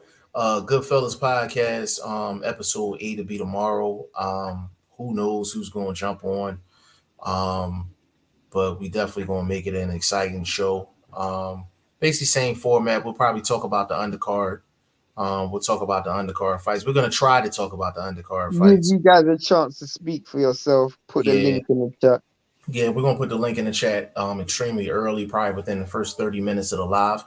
And we're gonna let everybody get on, speak their piece about Fury Wilder undercard fights, and we're gonna basically take it from there, man. So Shane, give me your social media, bro. I'm Shane the number 1. That's exclusively on Instagram. He has an exclusive contract with Instagram. BoxingFirst Vlog. His Instagram is boxing the number 1 ST vlog VLOG. On Instagram, on Twitter is Boxing First Vlog, but the first is spelled out FIRST. And for myself, Facebook, Instagram, Twitter, G5Jeff TV, website G5JeffTV.com. Join the Fantasy League. We're gonna have some articles coming up. I think it's a great time to get some written articles done. Joseph put a comment out, by the way. Yeah. Joseph, yeah, we all like to boast and give it the large, but at the end, the league will tell the truth. That's a fact. The league will definitely tell the truth. But we got, hey Joseph, but we got a whole nother season coming up. So we're hoping that the same people that are predicting now, they're predicting with us from the jump. So we'll get a true indication of who's doing what in the fantasy league.